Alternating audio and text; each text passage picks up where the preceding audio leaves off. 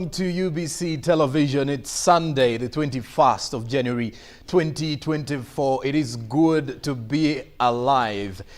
What I do know now is that Uganda is geared up for yet another summit. It has actually been a marathon of summits for Uganda, starting from the 20th of this very month. We had 3 of those. 2 were on the sidelines of the major one, the Non-Aligned Movement Summit, which came to a closure or which ended yesterday.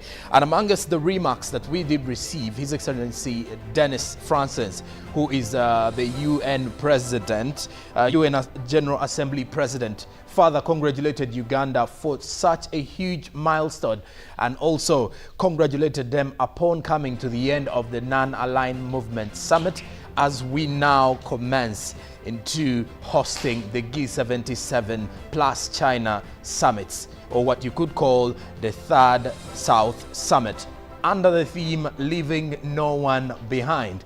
And of course, as the national broadcaster, we are dedicated to ensure that you, the viewer out there, are well conversant with both the summits. But as of now, President Yoweri Museveni yesterday did officially close the Non-Aligned Movement Summit. Of course, he's now holding the chairmanship on behalf of Uganda for the next 3 years, from 2024 to 2027, after being, after receiving that officially from Azerbaijan. Of course, that was done on Friday, on day 1 of the opening day for the heads of state and government meetings. But as of now, NAM is away from us, but of course now we are living in the times of the post-NAM Summit 2024, the 19th summit of its nature. By the time we have the 20th summit, Uganda will have done its part in leading the secretariat of the Non-Aligned Movement. Well, now I usher you into our new broadcast studios here at Nile Avenue for the G77 plus China summits. How about that? How about that for a new run for Uganda? And of course, this particular one has been Cuba holding the chairmanship for this. But now, Uganda for the next 1 year will as well be holding the chairmanship for the G77 plus China summit. Well in. And of course, the team is already geared up to ensure that you get the information that you need as a viewer. And of course, at this particular time, let me check in with the team to see how they are doing and how geared they are for the G77 plus China summits. I will definitely start off with Robert Chirabo Nyonyintono for a Sunday. And I also want him to give us a Bible verse of the day, simply because it is a Sunday. For God's sake. Good morning, Robert. Good morning to you, Sonko. How are you? I am doing fantastic. You're still smiling all day? Yes, I am. Oh, hope you don't smile all night long while you're sleeping. Well, it is very, very historical. This day is very historical because we are seeing the largest intergovernmental organizations in the United Nations sit in Kampala. That summit is sitting in Kampala. That is the G77 plus China. And I want to re-echo yesterday where I was listening to various speakers where the media had access and this was being covered. The words of His Excellency Denis Francis, who happens to be the President of the UN General Assembly, mentioned very important words. And now this clearly shows why actually the G77 plus China was formed. He said, during times of unprecedented crisis, the voices of the global south and developing countries are frequently marginalized.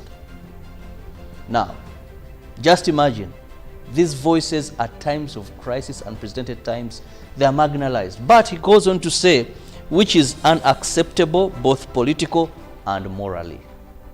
So we believe that the voices that these countries, the 135, this time will not be marginalized, they will be listened to, and we shall have a better way forward for these developing nations.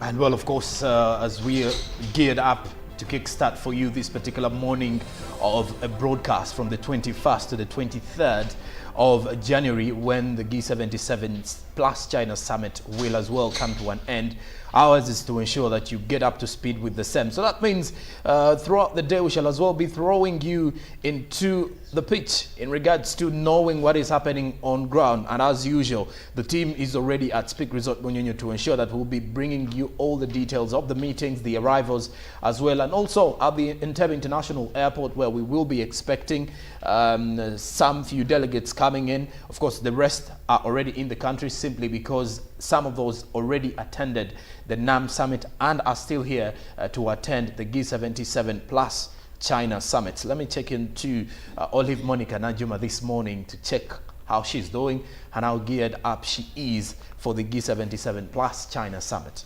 Good morning, Olive.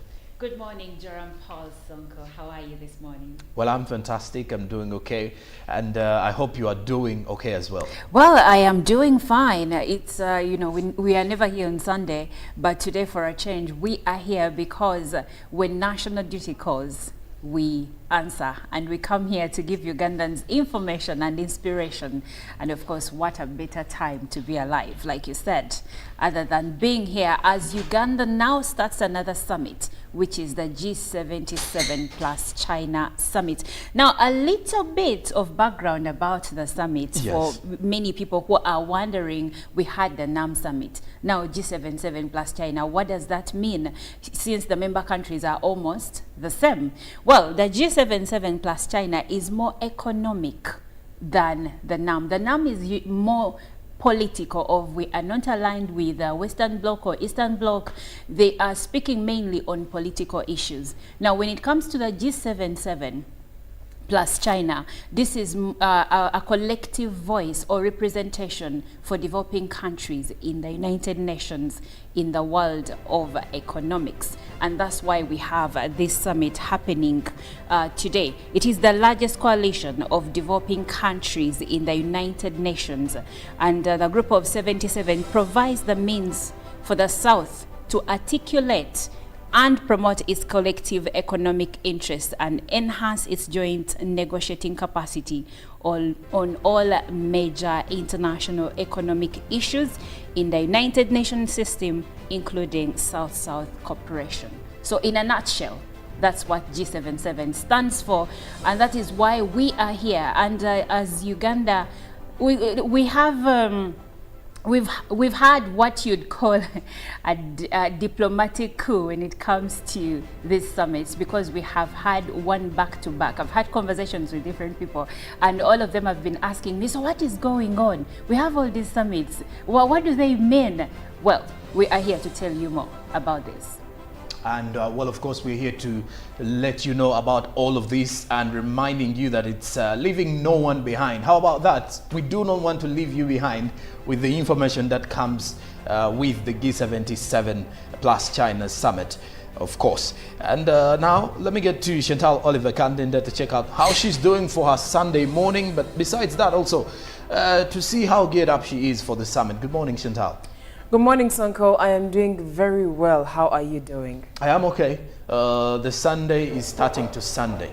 And well, I just want to wish a happy Sunday to our dearest viewers and let them know that we are here to give them every information they need for them to be able to have anything. If anyone taps you and asks you, what is this happening? You will know because you heard it here first. Because we have all the information to share and to give you as a Ugandan, because it actually concerns you, whether it's happening in your neighborhood or not, whether you're inconvenienced or not, it concerns you. We are talking economics. We are talking growth for developing countries and so much more. I am very, very geared up for the G77 Plus China Summit because much as we are done talking politics, economics is very important.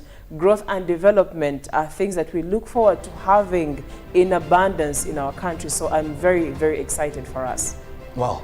And of course, we are as well more excited to ensure that you keep it up here and make sure that you follow up with everything that is coming up on this particular fruitful day. Just to take you through the program as of today, there will be an official group photograph at 9:15 a.m. That is back by between 8:30 to 9:15, where the arrival of the heads of state and government, heads of delegation, will be making their way to what is coming in at the summit. Then furthermore, from 9:30 to 11:15 a.m., after the photograph, we shall then be moving into the main hall of the Rwenzori Convention Center, where the opening ceremony of the Third South Summit of the heads of state and government of the Group of 77 and China will be kicking off. We expect an address by His Excellency Salvador Valdez Mesa, who is the Vice President of the Republic of Cuba and the current chair of the Group of 77 and China, and there will as well be an official handover to the new chair, that is His Excellency Yoweri Kaguta Museveni, on behalf of the Republic of Uganda.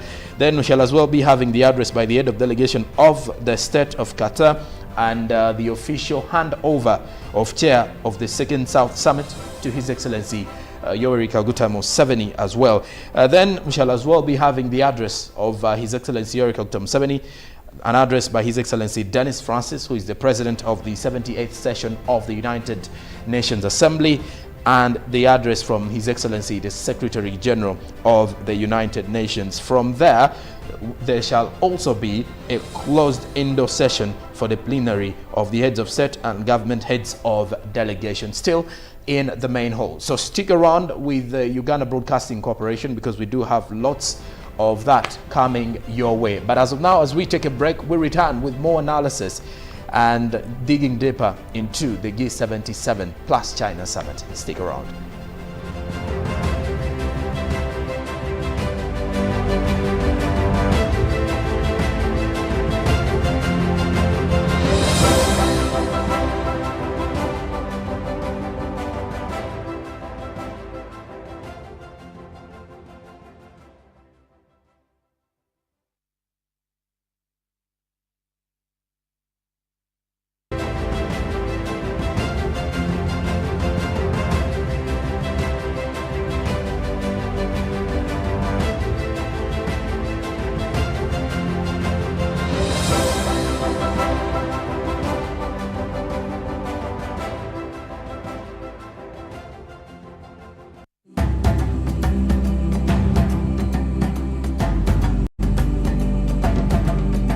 Non-aligned movement. Well, now I usher you into our new broadcast studios here at Nile Avenue for the G77 plus China summits. How about that? How about that for a new run for Uganda? And of course, this particular one has been Cuba holding the chairmanship for this, but now Uganda for the next 1 year will as well be holding the chairmanship for the G77 plus China summit. Well in, and of course the team is already geared up to ensure that you get the information that you need as a viewer. And of course at this particular time, let me check in with the team to see how they are doing and how geared they are for the G77 plus China summits. I will definitely start off with Robert Chirabo Nyonyintono for a Sunday, and I also want him to give us a Bible verse of the day, simply because it is a Sunday, for God's sake. Good morning, Robert. Good morning to you, Sonko. How are you? I am doing fantastic. You're still smiling all day? Yes, I am. Oh, hope you don't smile all night long while you're sleeping. Well, it is very, very historical. This day is very historical because we are seeing the largest intergovernmental organizations in the United Nations sit in Kampala. That summit is sitting in Kampala. That is the G77 plus China. And I want to re-echo yesterday where I was listening to various speakers where the media had access and this was being covered. The words of His Excellency Dennis Francis, who happens to be the President of the UN General Assembly, mentioned very important words, and now this clearly shows why actually the G77 plus China was formed. He said, during times of unprecedented crisis, the voices of the global south and developing countries are frequently marginalized. Now, just imagine, these voices at times of crisis, unprecedented times, they are marginalized. But he goes on to say, which is unacceptable both political and morally. So I am the chairperson of this group that got money. The group is called Kalsandala HIV/AIDS Craftswomen Group. UWEP gave us money in 2017 and they gave us 3.3 million Ugandan shillings. We used it in 1 year and got 23 million out of it.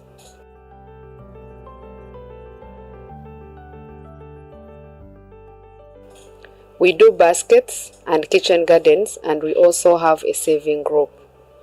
We thank UWEP because this money helped us as women.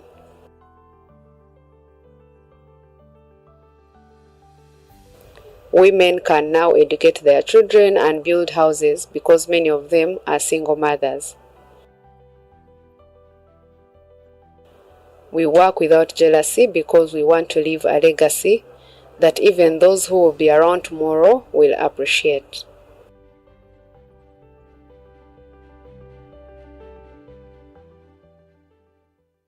Well, welcome everyone to the biggest game on the continent. And you have to, you've got to just seize those moments and enjoy them as much as you possibly can.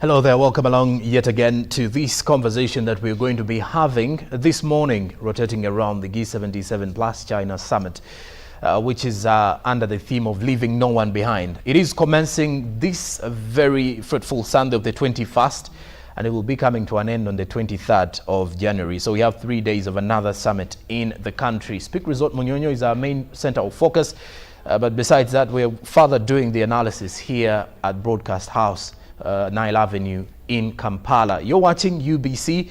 I am Joram Paul Sonko, and our conversation this morning is pretty much diving into the summit and getting to understand how it is or what you should know about it. Joining me this morning is Nick Mudimba. Now, Nick Mudimba is a political editor and as well as a correspondent with the China Global Telecommunication Telecommunication Network? Television network. Television network, Yeah. that is CGTN. And of course, so that means we do have someone who is doing the exact job that we are doing, but rather for an international media.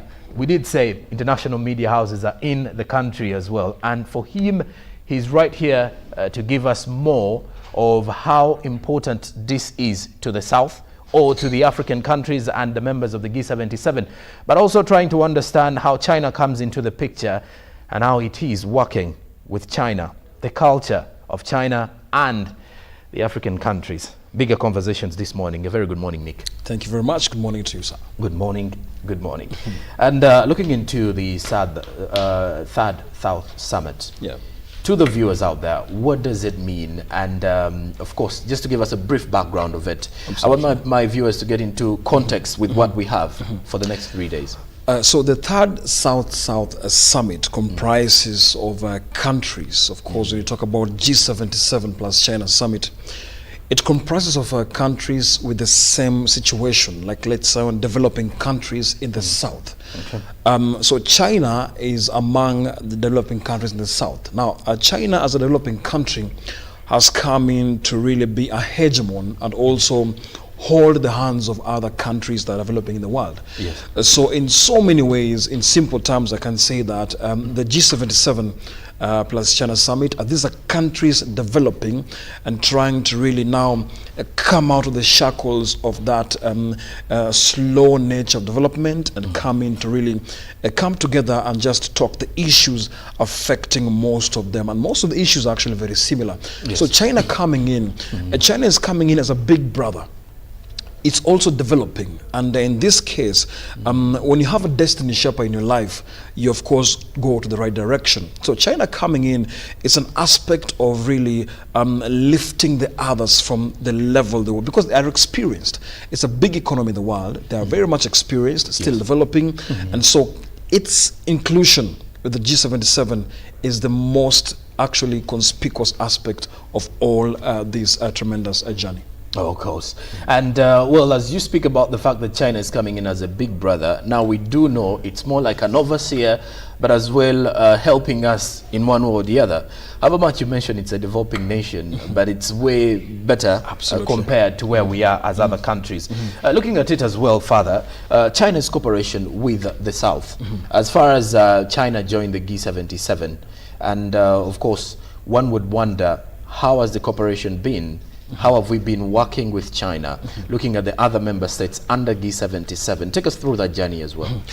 So Chinese President Xi Jinping came out clearly and of course exerted so much energy towards African countries, to be specific. So the development from infrastructure, from the medical supplies. You can remember very well during the COVID-19 pandemic how China came through to African countries.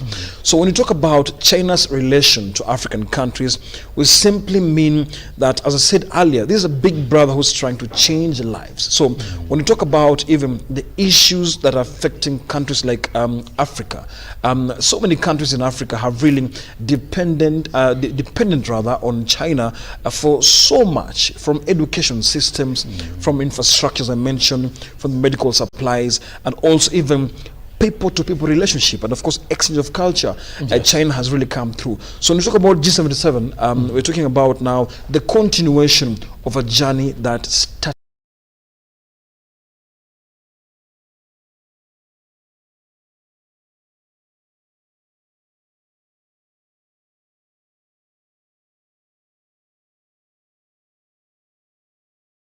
We believe that the voices that these countries, the 135, this time will not be marginalized, they will be listened to, and we shall have a better way forward for these developing nations.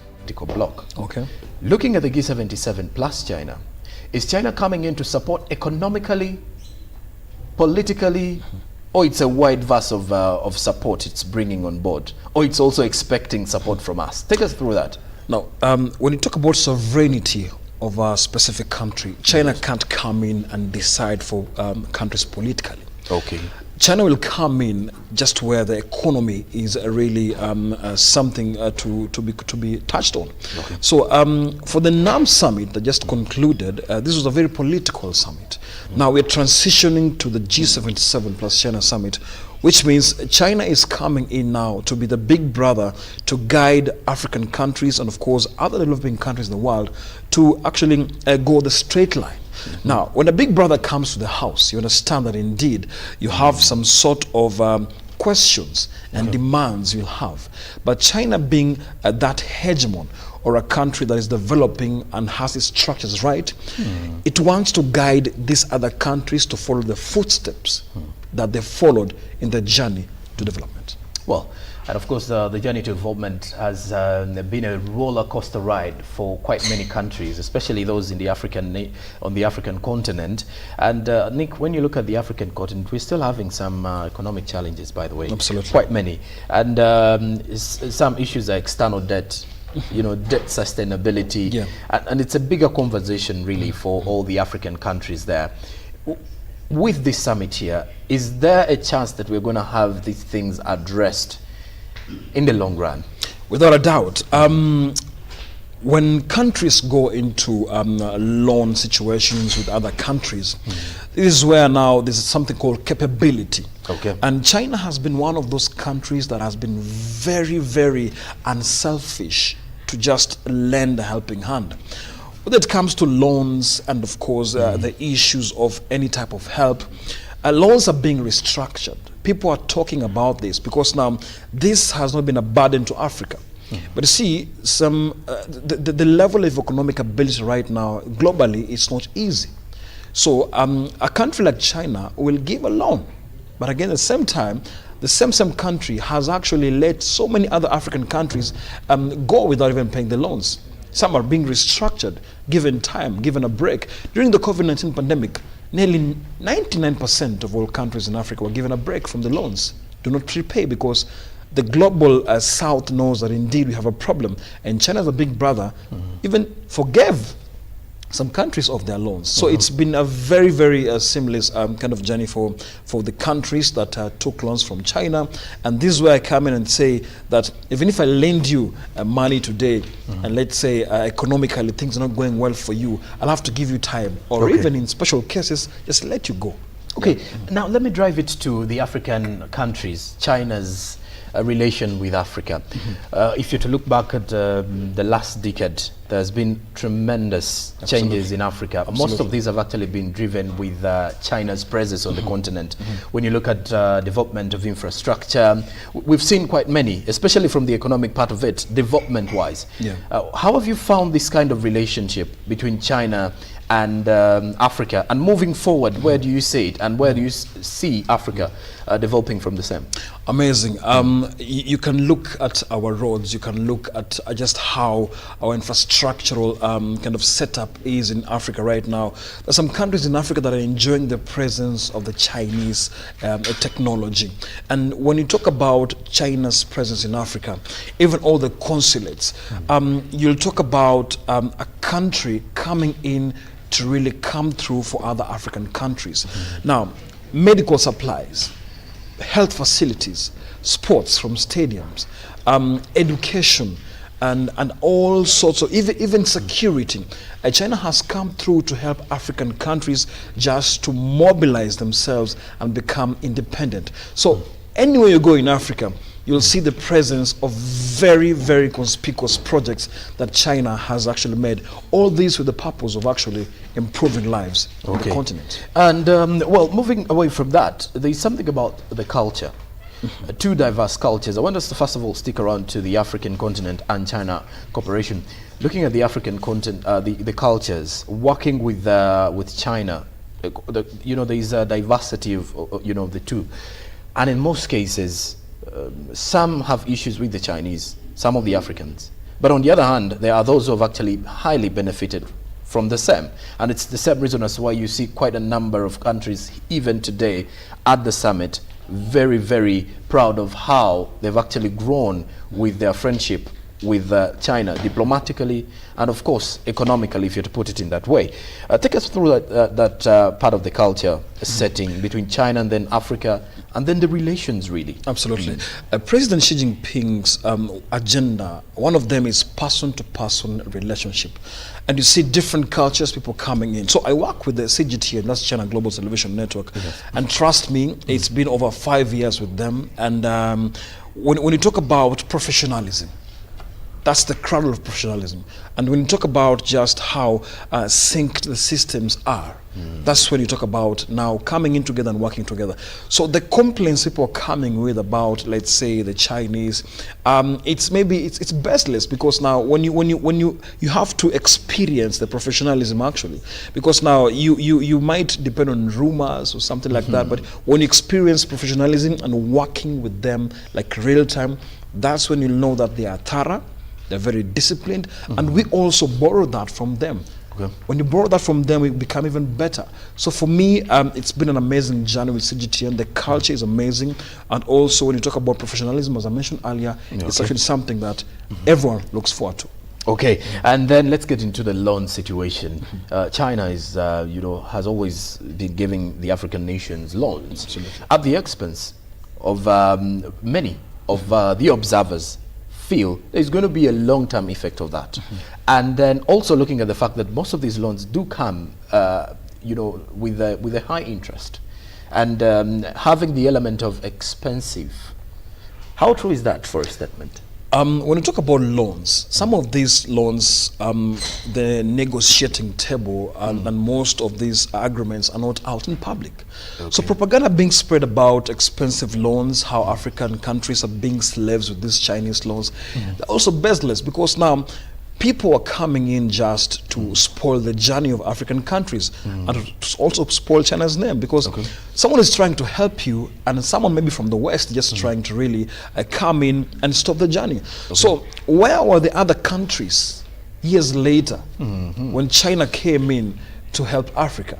So you can ask yourself that question, because when someone comes in to help, and then there's a critic coming in to say, oh, it's actually very expensive. But why is the critic not helping? So also the fact that these documents are not out here. So it's baseless to say that they're expensive and also cruel to African countries. So where are the other countries to help Africa then? When China is coming to help, that's when they start talking. So it's a bit very interesting in this matter. Okay, let me get back home now. East Africa, of course, Uganda is part of the bloc, and we are hosting the third South Summit.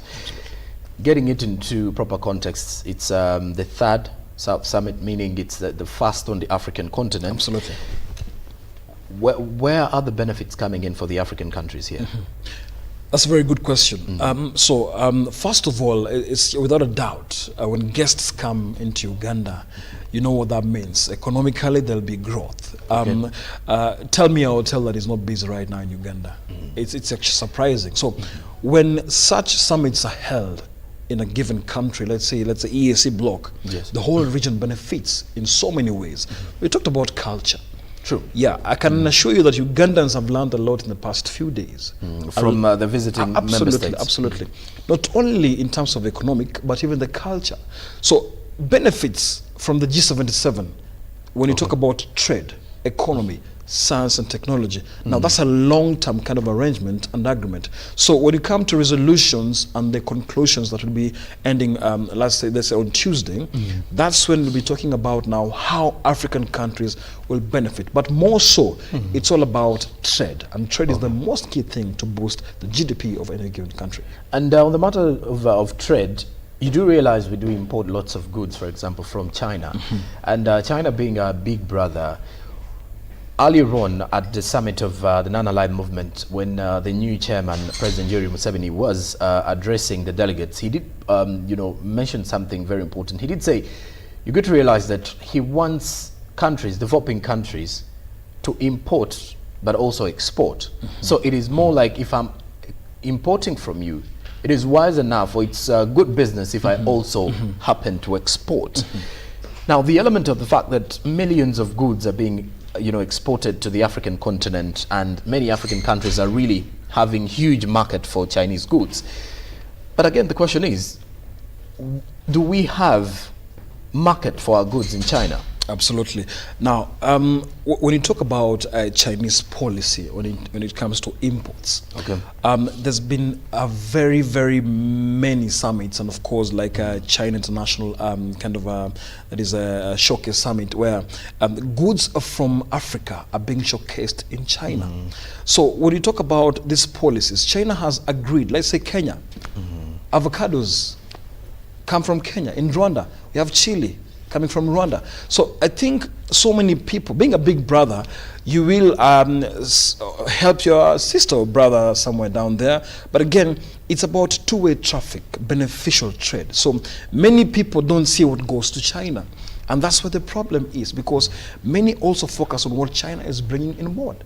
But this trade is actually two-way. So the countries I've mentioned, just among the few countries that are actually very, very active doing trade with China. So this is something that also needs to be addressed, because China benefits so much from Africa and is among the best business partners Africa has.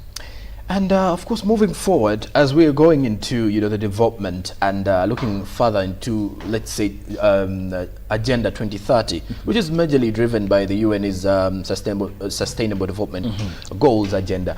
When you look at it from the perspective of working together, now that we've come to realize that China is the bigger brother, I want to believe there is always something that China is also looking forward to receiving from the young brothers, however much it is rendering the help and support coming on board.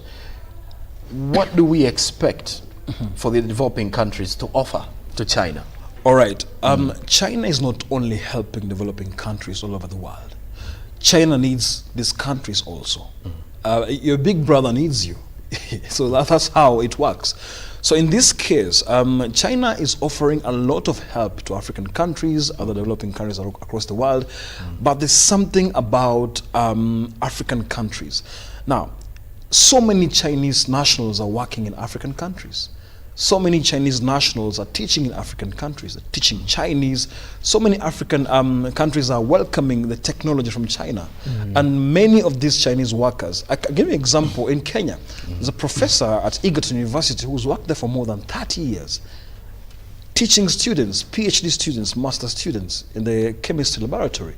So he's one of the key examples that we say. He came in the country in the 1990s.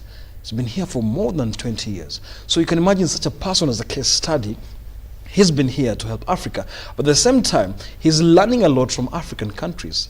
Let's say in his situation as a chemist or a biochemist, he has come to the country to educate Africans about the new botanical kind of a progress, but also for him is benefiting in terms of the experience he's getting. So teaching also comes through in this case. So education has been more integral in terms of like China benefiting from Africa. And well, of course, for our viewers out there, what we are looking deeper into understanding this morning is looking at China's relations with the South, and pretty much looking into how they've actually been relating to the African continent, because when you look at China's intervention in the economy of Africa for the last 10 years has actually been immense and very practical. And if you've been able to observe, you'll then realize how many Chinese goods are on the African market. But then also, it is very difficult to find an African country as of today if you will not find out Chinese nationals. So it's more like the Nigerian way of saying Nigerians, you won't come to Nigeria, Nigerians will come to you. So now China is coming to Africa. And of course, we do have, and this is not even far-fetched, we do have quite a number of these goods of Chinese on the African market. And these goods are quite many and cheap at the same time. I do remember early last year, if I'm not mistaken, when some of the Kenyans in Nairobi went on strike, saying the Chinese markets are cheap and obviously in Africa, if you do have the cheaper goods, we are definitely going to rush for the cheaper goods. This is limiting the African people from a fair competition in the business world, because when you look at some of one of the reports coming in here shows that 75,000 jobs were lost due to the growing Chinese penetration. That is by Adam in 2016. Now that is an outlook into the African economy.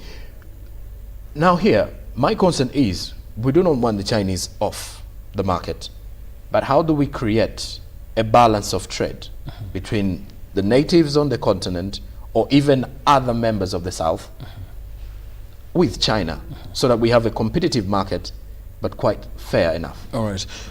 When you look at the bigger picture of trade, when cheap products come in, I must tell you that and in rural Kenya, when you talk about Chinese phones, the brands, they've helped a lot of people. When you talk about accessing the internet, these phones have helped a lot of people. Why? Affordability rates. So let's go back to trade and just how balanced it is. There's something called diplomatic agreements and also country-to-country agreement. The Chinese traders coming into the country, they're not trying to really infiltrate and take over the markets.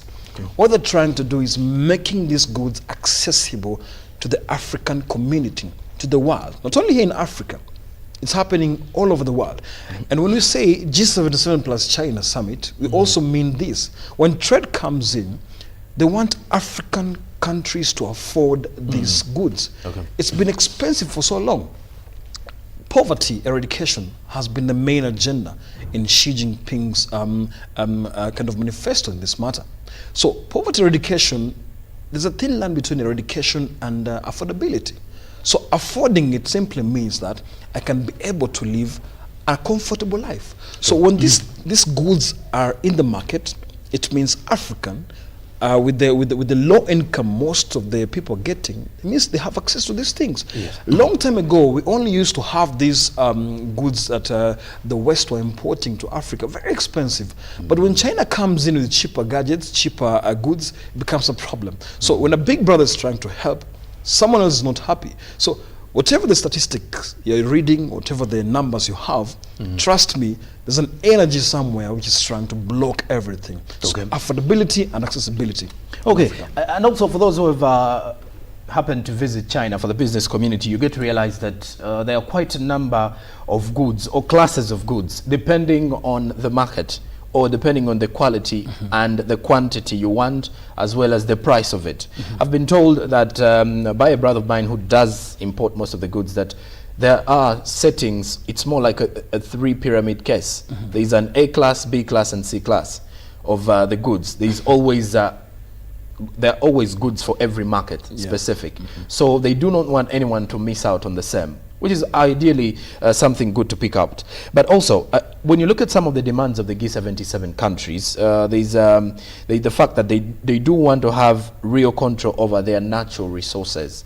And the beauty about this is that when China came into the cooperation, or let's say into the bloc of the G77, this is something that they've also been able to push, because some of these countries under the G77 were fearful of the Western bloc in relation to possessing their natural resources. But fast forward, as we are moving into the G77 summit this particular year, when you look at some of these demands, how can they be met? With the help of China, of course. There's an element of the fact that these countries are developing. They do have their issues at hand. They want their exports to grow. They want to have total control of their natural resources. They need support, which is mainly financial, by the way.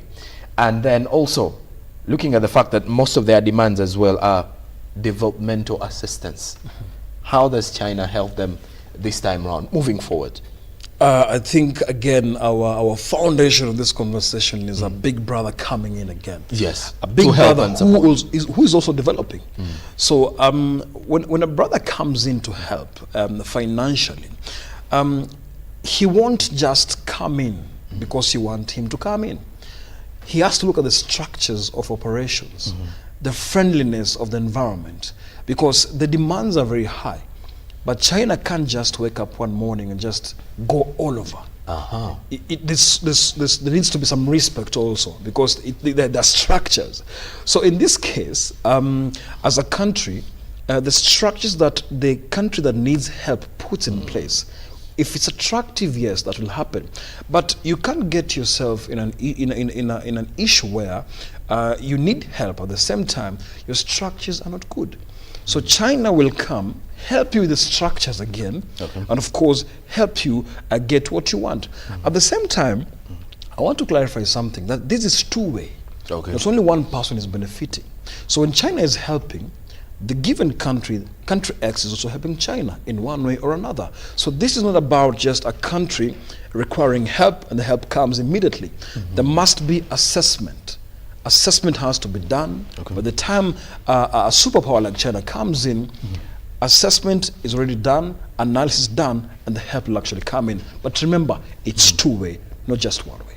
Well, as a result of collective perception, when you look at some of the reasons behind the founding of the G77, it's because the developing countries wanted to come together and share their common problems and see how they can address them. Because when you're developing, you will have to meet your fellows who are in the same basket as you. And then when China came in to form the G77 plus China is here to help and support. Like Nick has mentioned, a big brother. And a big brother is always there to show you direction. Not only show you direction, give a helping hand in the long run. But of course, the helping hand does not only come out there. It's a win-win, honestly. It's always supposed to be a win-win situation. I'm giving you help, but then also there is a way you have to help me out, because China is also still in the development element, as Nick mentioned, however much we look at it as a first world country in those particular arrangements. Nick, my viewers in Uganda, we've had a very huge task this week. in putting them into the context of understanding the importance and relevance of the non-aligned movement. Furthermore, letting them know of how important it is, what it means, what it is. And now let's go back to, to the local setting, the G77 summit, to the local Ugandan, because most of these meetings are only attracting gentlemen of your stature, gentlemen far beyond in regards to the setting of any country diplomatically. It's either government officials, ministers, top investors. How about the local, the wananchi? How are they benefiting from this? This will trickle down not overnight. This will trickle down eventually, and of course, the common wananchi, the citizen of Uganda, will feel it. Over 150 countries are in Uganda right now. And when you talk about 150 countries, it simply means that economically, there's money being pumped into economy. Okay. So there's cash flow already coming into Uganda. And this will trickle down eventually to GDP per capita. Okay. We're not talking about GDP as a country, GDP per capita. This will be long term. So right now, what the Ugandans will feel the presence of multinationals in the country. But eventually and economically, this will translate to something else. As I said earlier, from hotel bookings, from even visiting your tourist sites, from even interactions, connections. Okay. Your network, very well, it's a net worth. Yes. So Ugandans will feel this economically in the long term, not even a quarter of an year. Okay. But this will trickle down to the common mwananchi here in Uganda when it comes to GDP per capita. Because now, the short time the delegates, the heads of state have been here, without a doubt, this will actually just be beneficial for Ugandans, because countries have pumped in resources for this to happen. Well, I would have asked you this particular question as we are starting. In your observation, what is the relationship between China and the South? And the South, amazing. South and China, amazing. Of course, China is just part of the global South. Okay. And when you talk about G77 plus China summit, the big brother is coming there to oversee everything, to guide, to be your destiny shaper, and to lend a helping hand. And that's what is happening. So the relationship is very, very cordial, and that's why it's big here in Uganda. You can imagine a big brother who's not watching over you. Just let you maybe go a little bit out of direction. So this is where China will come in and create an ample economic environment for all these developing countries. And well, the beauty is, by the way, when you look at the president's keynote speech, as he was receiving the chairmanship for the non-aligned movement, he did mention that we do not want interference, as member states of the non-aligned movement do not want interference into the political spheres of other countries. So when you look at it in this way, back to the G77 plus China summit, you do realize that China has not directly been influencing anything political whatsoever. Its journey with Africa per se has always been rotating around trade, development agendas, and it's very evident with countries, not only in East Africa, but of course with West Africa, South Africa, Sub-Saharan Africa in general really has benefited deep with China's relations. As we're summing up with our conversations, Nick, one word that I would wish you to give to Uganda's government, for example. You've been here for a week again, in relation to how we've set the pace for these two summits, head-to-head summits. Then also your takeaway points that we should as well focus on as the summit commences this morning. You're saying Uganda to be specific? Yes. For Uganda, rain-fed agriculture, beautiful landscape, and agriculture is the food basket of this country. And I must say that Ugandans are very friendly people. First of all, you have to be friendly to attract someone. Yes. So the focus for Uganda, it's not much actually. And you see, when you talk about other countries not lecturing other countries, as the head of state, Yoweri Museveni said, it's imperative that a country like Uganda should be left alone with its policies. So no one should come in and interfere internally with what Uganda is doing. Uganda is doing well so far. part of the EAC bloc, and of course we as a unit, we know how the progress is. So for me, sovereignty and independence of a given country shouldn't be affected. Okay. So this is where now Uganda comes in. Okay. Yeah. And then looking at the commencement of the G77 plus China summits today, Nick, what do you think should be some focus points on behalf of the developing countries? What are some of the issues that you expect are going to be highly tabled? COVID-19 slowed down so many countries, and so many of them are still reeling from that shock. And when you talk about business, exchange business, as you talked about two-way traffic, we want to focus on kind of a friendly business environment. Lack of embargoes, lack of red tapes, just making sure the borders are actually very friendly. Now, the focus of this G77, even as China is overseeing and being part of it, is countries need to be soft on each other. We have similar problems, we have similar blessings. So in this matter, countries have to really soften up in terms of trade and also be very friendly to each other. In that case, now this will make sure that trade flows seamlessly. Okay, and just one. African countries are always here to seek for the support, but we never look at what we're supposed to do before we go in for this support. Now, when the big brother is coming in, like you mentioned earlier, you do not just come in and ask for help. You always have to prepare yourself. What do they need to do? All right. This is a deeply diplomatic question, which I can't actually really tell you more. But again, it's just about the ability. You know, at the gym you can lift 20 kg, someone else can lift 10. True. So if you can lift 50, well and good. If you can lift 10 and you're happy with that, well and good. You go with I that. think with that information, you know what to do with it. Yes, okay.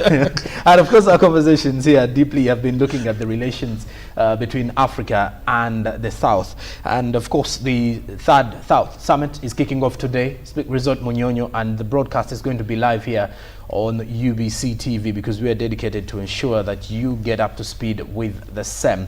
The theme is leaving no one behind, and of course we do not want to leave anyone behind. From the perspective of China, we really understand that the bigger brother is in the country as well to ensure that everything goes by smoothly. Nick, what would be your parting shots as we're winding up with our conversation this morning? My parting shot, the bigger brother coming in is very important. Okay. A destiny shaper is a guide who will actually lead African countries to prosperity, and all that, it's all about two-way transaction.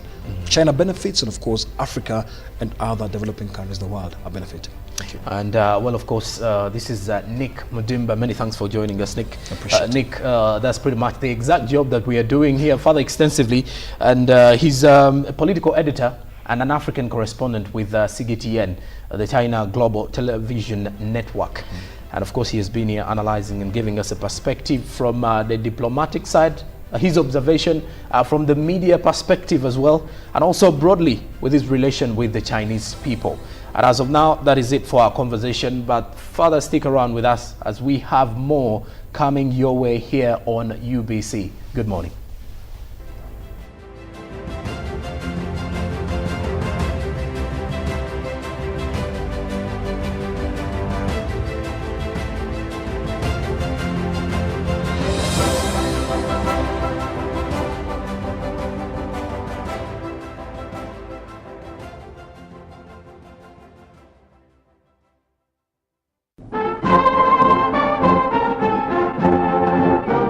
The 38th NRM Liberation Anniversary is a day when we remember our countrymen and women who fought for 5 years to liberate Uganda from the political anarchy that had characterized our journey since 1962.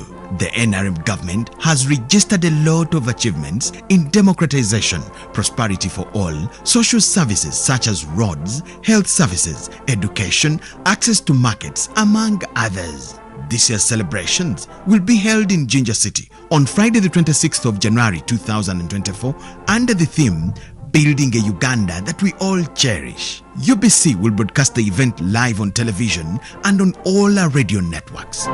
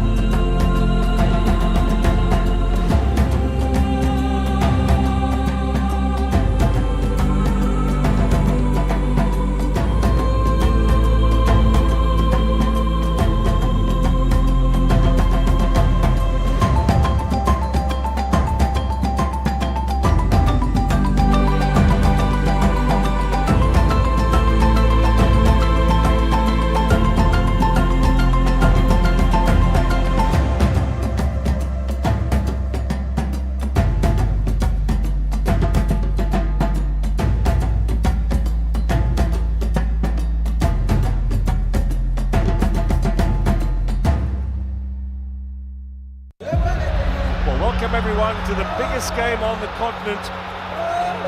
And you have to. You've got to just seize those moments and enjoy them as much as you possibly can.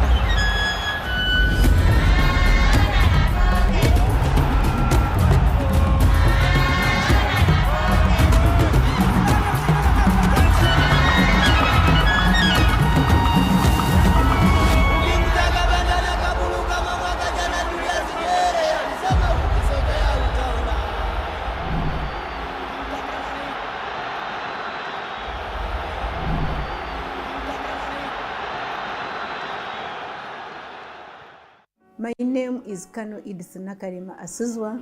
I head the State House Investors Protection Unit established by His Excellency Retired General Yoweri Kaguta Museveni, the President of the Republic of Uganda and the Commander-in-Chief of the Armed Forces. The Uganda Electronic Investors Protection Portal is a digital platform that empowers investors to get authentic information, make inquiries, report, verify, and receive feedback.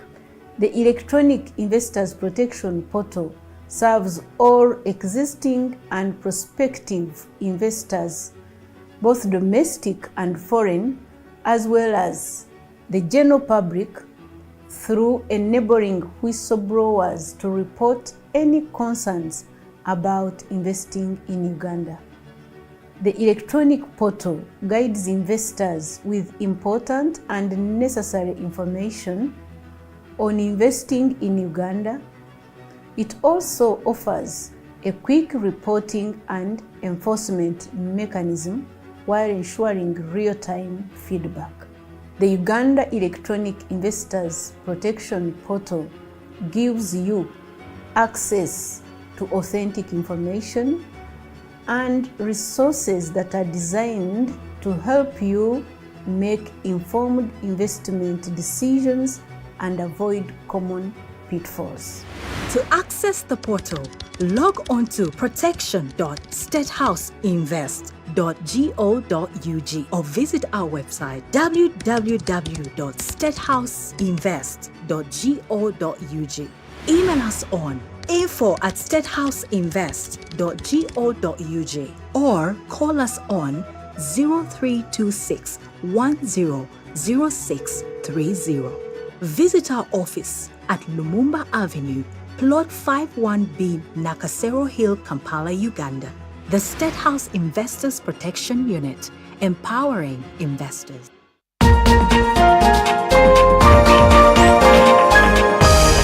Hello and welcome to the backstage of this generation where the young and restless face the bold and beautiful. It has been a very interesting journey.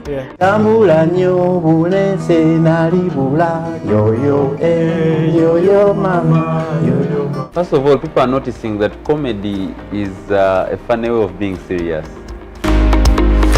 You want to get a glimpse of Uganda's future through the eyes of the youth?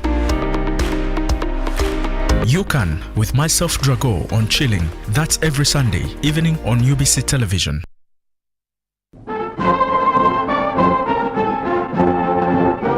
The 38th NRM Liberation Anniversary is a day when we remember our countrymen and women who fought for 5 years to liberate Uganda from the political anarchy that had characterized our journey since 1962. The NRM government has registered a lot of achievements in democratization, prosperity for all, social services such as roads, health services, education, access to markets, among others. This year's celebrations will be held in Jinja City on Friday the 26th of January 2024 under the theme Building a Uganda that we all cherish. UBC will broadcast the event live on television and on all our radio networks. Well,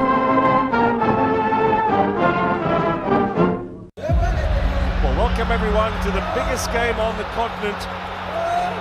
And you have to. You've got to just seize those moments and enjoy them as much as you possibly can.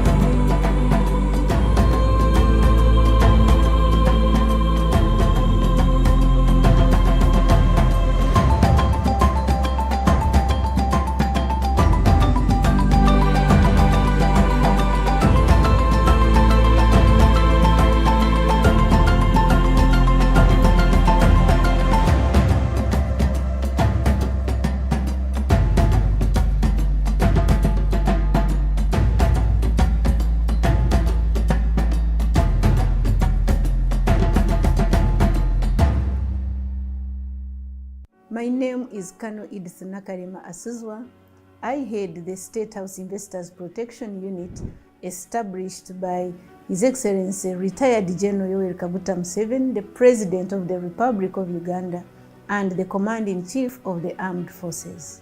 The Uganda Electronic Investors Protection Portal is a digital platform that empowers investors to get authentic information, make inquiries, report, verify, and receive feedback.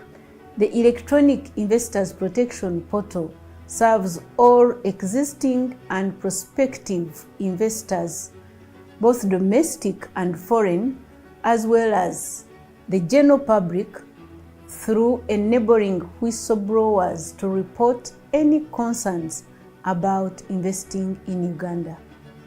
The electronic portal guides investors with important and necessary information on investing in Uganda. It also offers a quick reporting and enforcement mechanism while ensuring real-time feedback. The Uganda Electronic Investors Protection Portal gives you access to authentic information and resources that are designed to help you make informed investment decisions and avoid common pitfalls. To access the portal, log on to protection.statehouseinvest.go.ug or visit our website www.statehouseinvest.go.ug. Email us on info@statehouseinvest.go.ug or call us on 0326 100630. Visit our office at Lumumba Avenue, Plot 51B, Nakasero Hill, Kampala, Uganda. The State House Investors Protection Unit, empowering investors. Have you packed more with Harbour Jelly and Harbour Foam? Yes, we packed. It will protect your skin from skin rashes. More with pack. It is a new, improved more with Harbour Jelly. So soft and smooth. It is a more with Harbour Jelly. Tell me, kids, the sense. Any irritations? No more rashes and irritations. Movit Herbal Jelly and Herbal Soap is rich in natural herbs for a smooth and glowing skin. Movit all day confidence.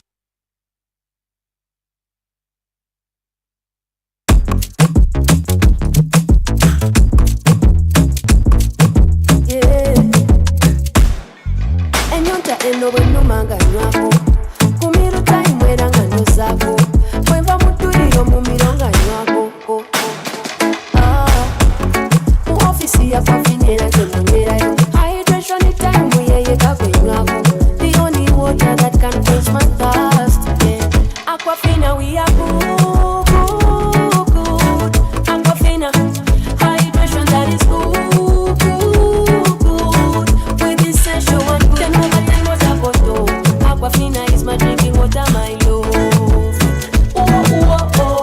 In the production process of Aquafina, we expertly filter every drop, providing clear and perfect tasting water to help you keep hydrated with the added benefit of minerals. Aquafina is bottled by Pepsi Cola International in Uganda and is available at only 1,000 shillings. The energy of this land was born in the hearts of these men, of these women. It comes to life in the power of these colors and the memory of these scents. The energy of this land comes from here. It comes from Africa, and it vibrates in each of us. And powered by Africa. Oryx Gas, powered by Africa. Thank you. Hello, Eric. Come and see my new home. Are you looking for the best quality paint for your dream home? Be part of the new revolution with our Global Paint Silk Vinyl that gives you beautiful, shining interior walls, as WeatherCoat gives you never fading and strongly guarded walls against bad weather conditions. Located along Namavi Industrial Park, Global Paints, a reliable product.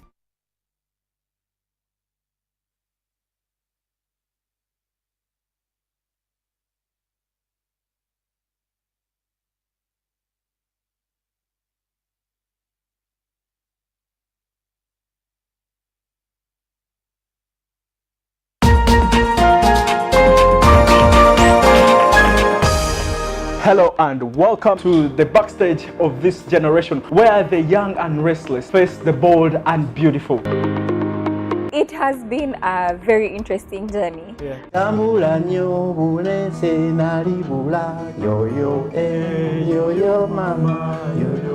of all, people are noticing that comedy is a funny way of being serious.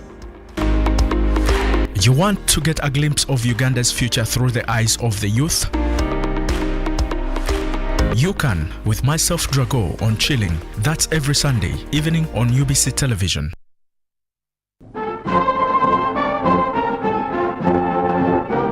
The 38th NRM Liberation Anniversary is a day when we remember our countrymen and women who fought for 5 years to liberate Uganda from the political anarchy that had characterized our journey since 1962. The NRM government has registered a lot of achievements in democratization, prosperity for all, social services such as roads, health services, education, access to markets, among others. This year's celebrations will be held in Ginger City on Friday the 26th of January 2024 under the theme Building a Uganda that we all cherish. UBC will broadcast the event live on television and on all our radio networks. Well,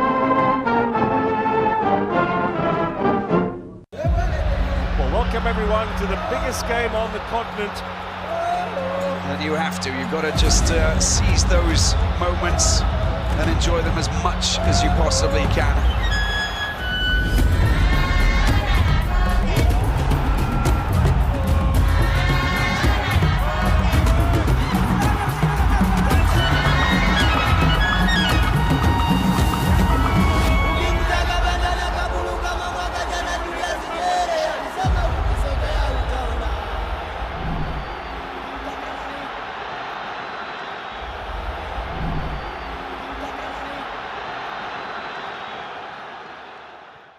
My name is Kano Idris Nakarima Asuzwa.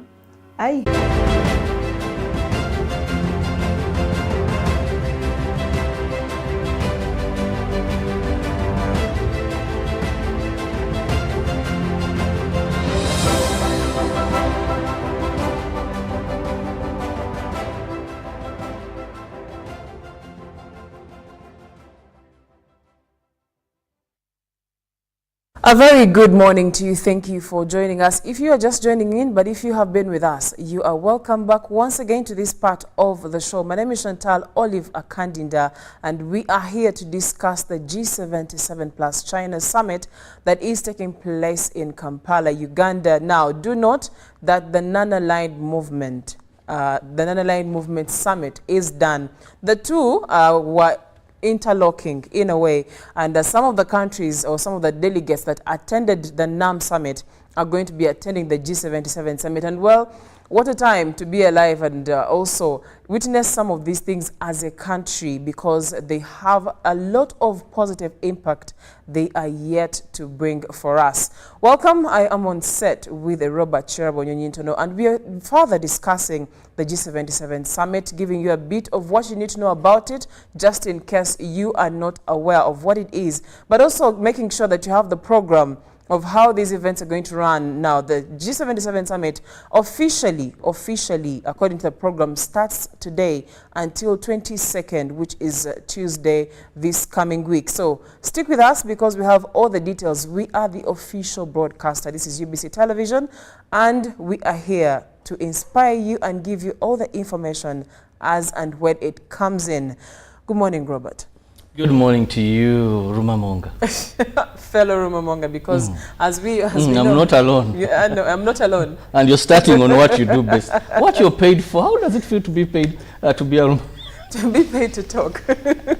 Well, if it's a skill that you have, why not? God-given talent and skill is it's always a plus. You go to campus 3 years, you're studying to be a Rumamonga. But anyway, the nation is watching, the entire world. People run to listen and hear what the Rumamongas have for a day. Well, today we are going to be rumor-mongering about the G77 plus China summit. And maybe just to take the viewer through, we're going to first take a look at the program that is already out. This is day 1 of the summit. And the first activity is going to be arrival of heads of state and government and heads of delegation at the meeting that is the holding rooms, that is at the Speak Ballroom. Then after that, there's going to be an official group photograph at the staircase of the Rwenzori Convention Center. And after that, we're going to see the opening ceremony of the 3rd South Summit of heads of state and government of the group of 77 and China. And then we're going to see an address by His Excellency Salvador Valdez Mesa, who is the Vice President of the Republic of Cuba. And this also happens to be the current chair of the group of 77 and China. And then we'll have an address by the head of delegation of the state of Qatar and official handover of the chair of the 2nd South to His Excellency Yoweri Kaguta Museveni, who is going to be the new chair of the 3rd South Summit.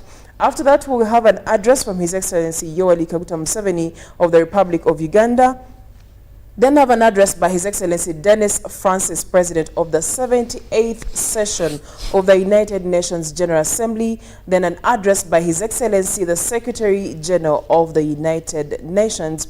And after that, we will be headed for plenary session of the heads of state and government and heads of delegation. This is going to be taking place at the main hall, that is the Rwenzori Convention Center. Then there will be adoption of the agenda and program of work of the summit, presentation of the report of the senior officials meeting, and adoption of the outcome document of the summit. After that, we'll have statements by heads of state and government and heads of delegations. And delegations, of course, when you're looking at the program or drafting the program, some of these delegates have to be given limited time, and there is a limited time of 7 minutes per delegate. After that, there's going to be a luncheon that is going to be hosted by His Excellency Yoweri Kaguta Museveni, the new chair of the 3rd South. And that is going to be at the Sunset Restaurant. Briefly, that is how today's program looks like. As it happened earlier this week, and we saw an address of the new chair of the non-aligned movement, I am looking forward to President Museveni's address today on after being put in place as chair of the G77 or the group of 77. Briefly, that is how the program looks like. I don't know, what are you looking forward to today on the program? Of course, the president's speech, but also the outgoing, because he has to give us a report of what they have been able to achieve. Now, during NAM, it was more of political, and we had him rally member states under the non-aligned movement to join hands and fight imperialism. Yes. Because that is a political thing. Now, this is economics, basically, economies of these countries in the South. So I'm eager to see what then what is going to be the niche, what is he going to emphasize and focus on when it comes to the G77 plus China. Well, as new chair, of course, now lots of responsibility fall on his shoulders. They said to whom much is given, much is expected. And now he holds two positions. Under NAM and also under the group of 77, and that's a lot. That is a lot of responsibility. But we trust that he is ready for it, and we believe in our president that we are going to get the very best out, especially of the G77, because we're talking economics. We're talking about economic development. We are talking about growth of the country, and not just the country. We are talking about all the member states, because this is a group of developing countries. And I've just learned this morning that from Nick Mujimba that China is a developing country, and I think I need to do more research on at what level is it, because if I look at Uganda as a developing country, Kenya, Tanzania, and the rest of the African countries that are developing countries, I wouldn't look at China as a developing country. I don't know about you. Well, when you look at development, you find that they look at the entire population and they match average wealth. How is it divided? You find that China successfully has these economic giants, fine. Successfully has these industries. But when you go deeper, you find that development is scattered. Unlike where we would look at, if you're looking at the average earning of a person in the United States, what does the average person earn and the poorest, you may find that you don't find these so much differences. But when it comes to China, yes, you go to cities and you're like, this entire community is developed. It's developed, yes. But when you go to the outskirts, you still find there are many challenges. You still find some places that are underdeveloped. Okay, fair enough. In France, in the United Kingdom, you may not find that. So it still has parts to develop that are still in the developing process. Great. Unlike these other countries. So it's still in that journey. That when you come to Uganda and you go to Kororo, you go to Muyenga, you go to, you say, wow. Then go to Chisenyi and come on. Go to Chisenyi, let's take you to Kakuto. You say, am I still in the same country? Fair enough. If you put it like that, I now get a clearer picture of what China means, that it is still a developing country. But just to feed you in, this year's theme of the Third South Summit is leaving no one behind, and this looks to bring a new dynamic to the cooperation among the 134 countries or member states of the group of 77 in a more competitive world. The summit aims at boosting South-South cooperation, including the areas of trade, investment, sustainable development, climate change, poverty eradication, and digital economy. And these are very essential aspects that we are looking at. To you, Robert, what do you anticipate are the effects, positive effects, of the G77 summit that we are holding this year?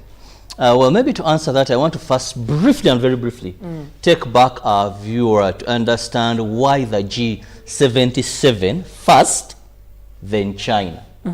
Because at the formation of the G77, the group of 77 countries, that was in 1964. Right. Now, these were developing countries in the United Nations. That's why it is the largest intergovernmental organization of developing countries within the United Nations.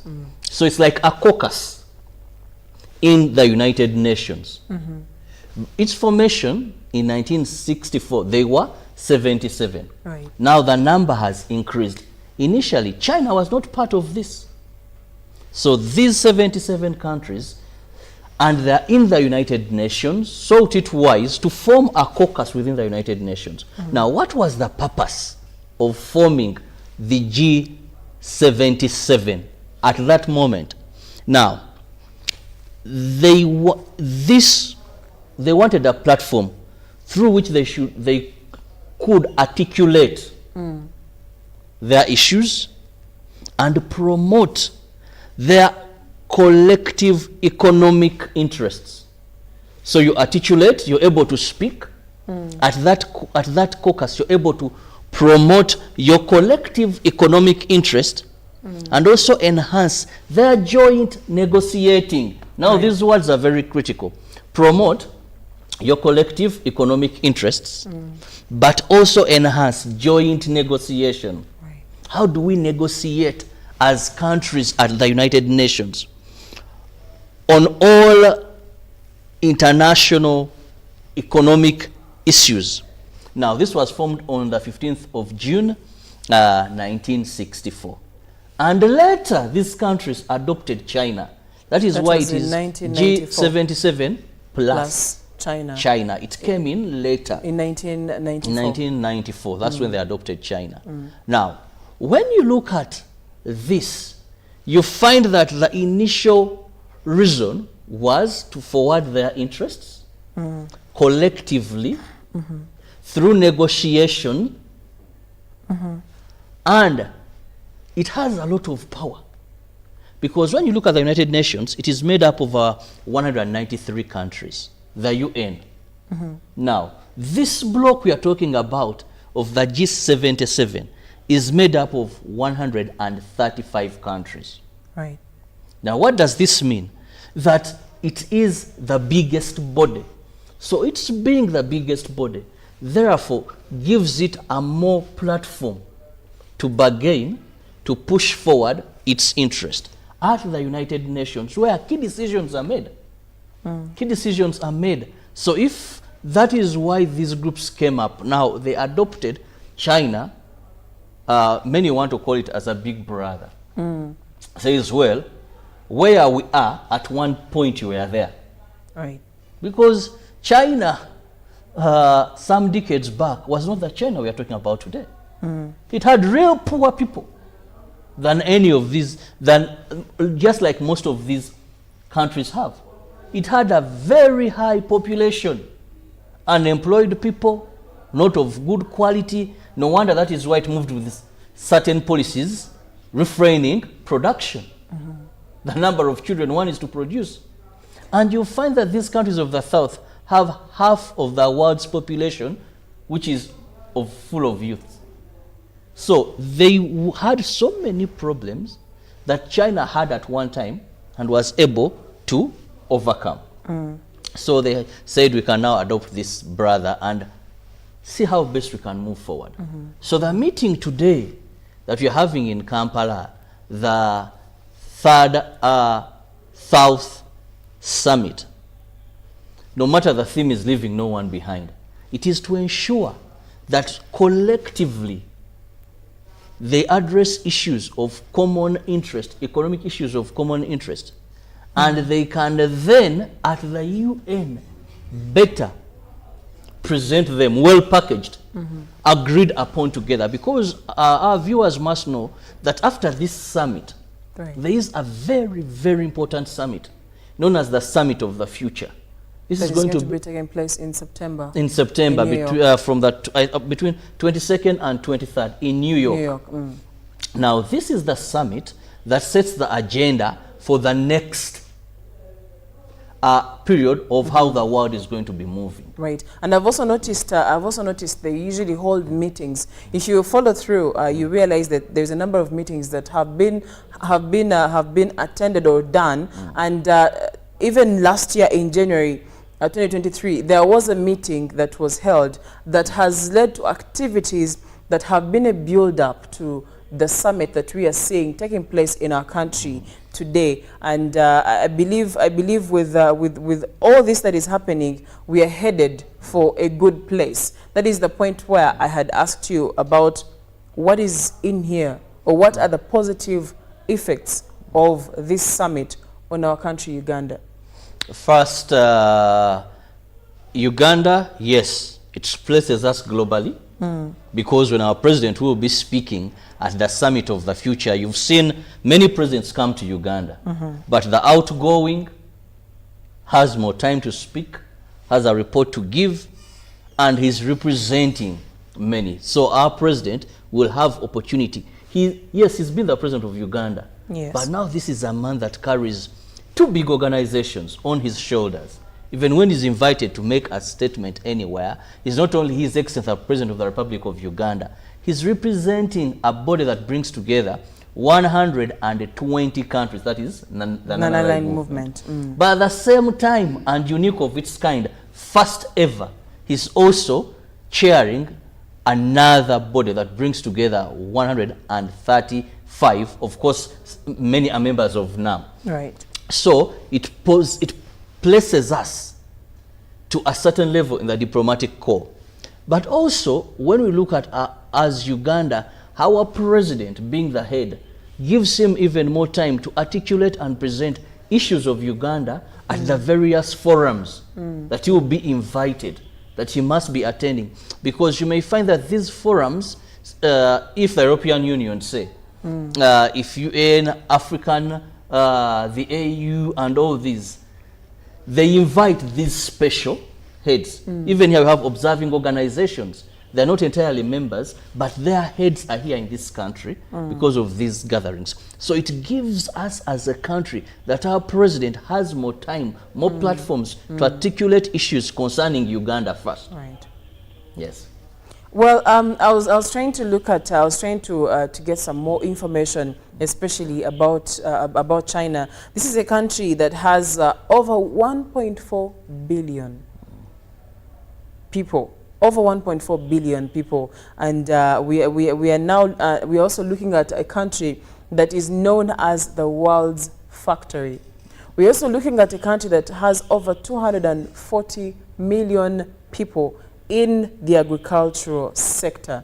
And I'm thinking to myself, as Uganda, whose backbone, agriculture is the backbone of Uganda, and if boosted properly, we would even get better out of it. And I'm thinking to myself, it's probably one of the things that we may be in position to gain if we place ourselves correctly, if we are strategic. So how do we as Ugandans, aside from that, prepare ourselves for the outcomes of this summit? Because as we've been discussing all throughout the week, we're looking at direct foreign investment.